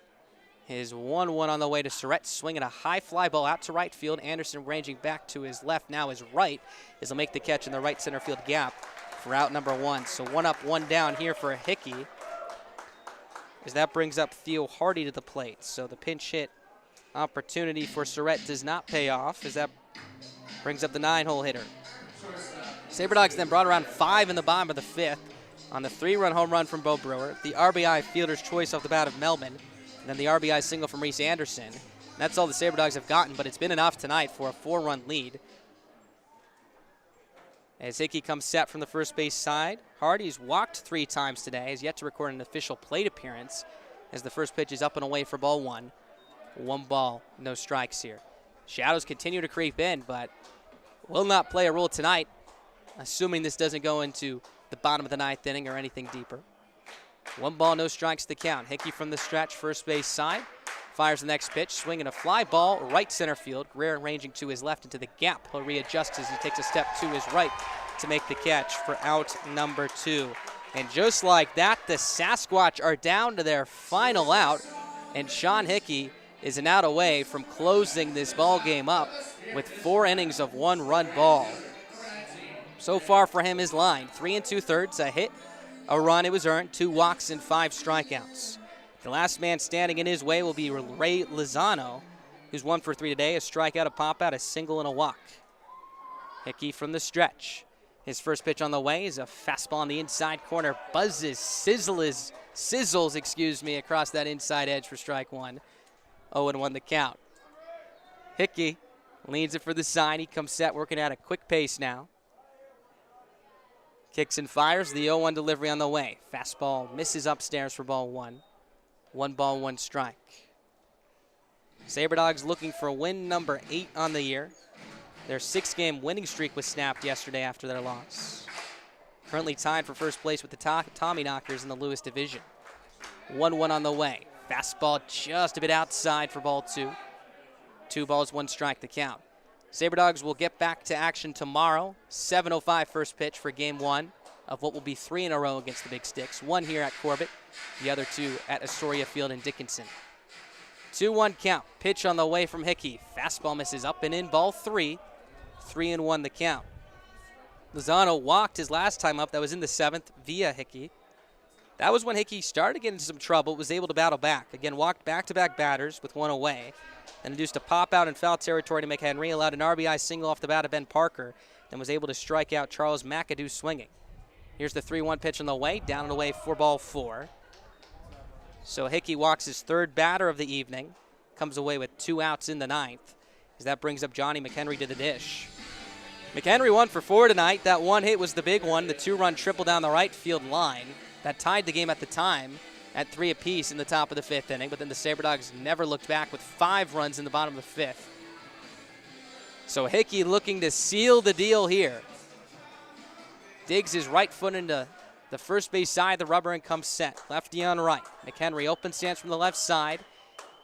Hickey from the stretch, his pitch. Swing and a pop-up. Left side of the infield, bowling to his left. Now ranging towards the mound on the infield grass. He'll make the catch, and that'll do it. The Sabre Dogs win it by a final score of 8-4. The win goes to Austin Hammerly as Sean Hickey slams the door with 4 innings of 1-run ball. Tremendous ball game all around tonight. The winner of your player of the game is Bo Brewer, who went 2 for 2 with a home run and 4 RBIs. The Sabre Dogs move to 8-4 on the season, win their 2nd straight series. This one 2-1. Meanwhile, the Sasquatch fall to 7-3. Stay tuned as we'll have Bo Brewer up for your player of the game interview in just a couple moments. Again, the Sabre Dogs win it 8-4. Stay tuned.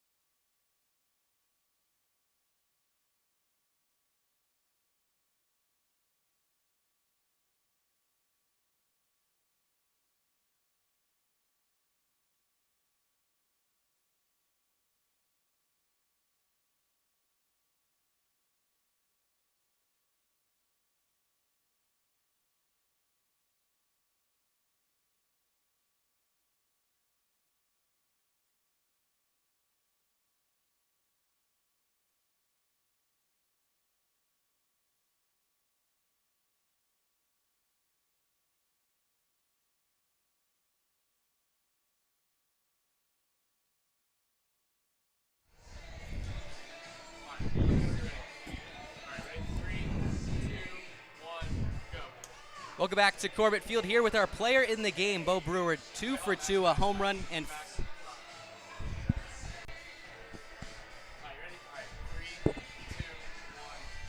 Welcome back to Corbett Field here with our player of the game and Bo Brewer, 2 for 2 with a home run and 4 RBIs.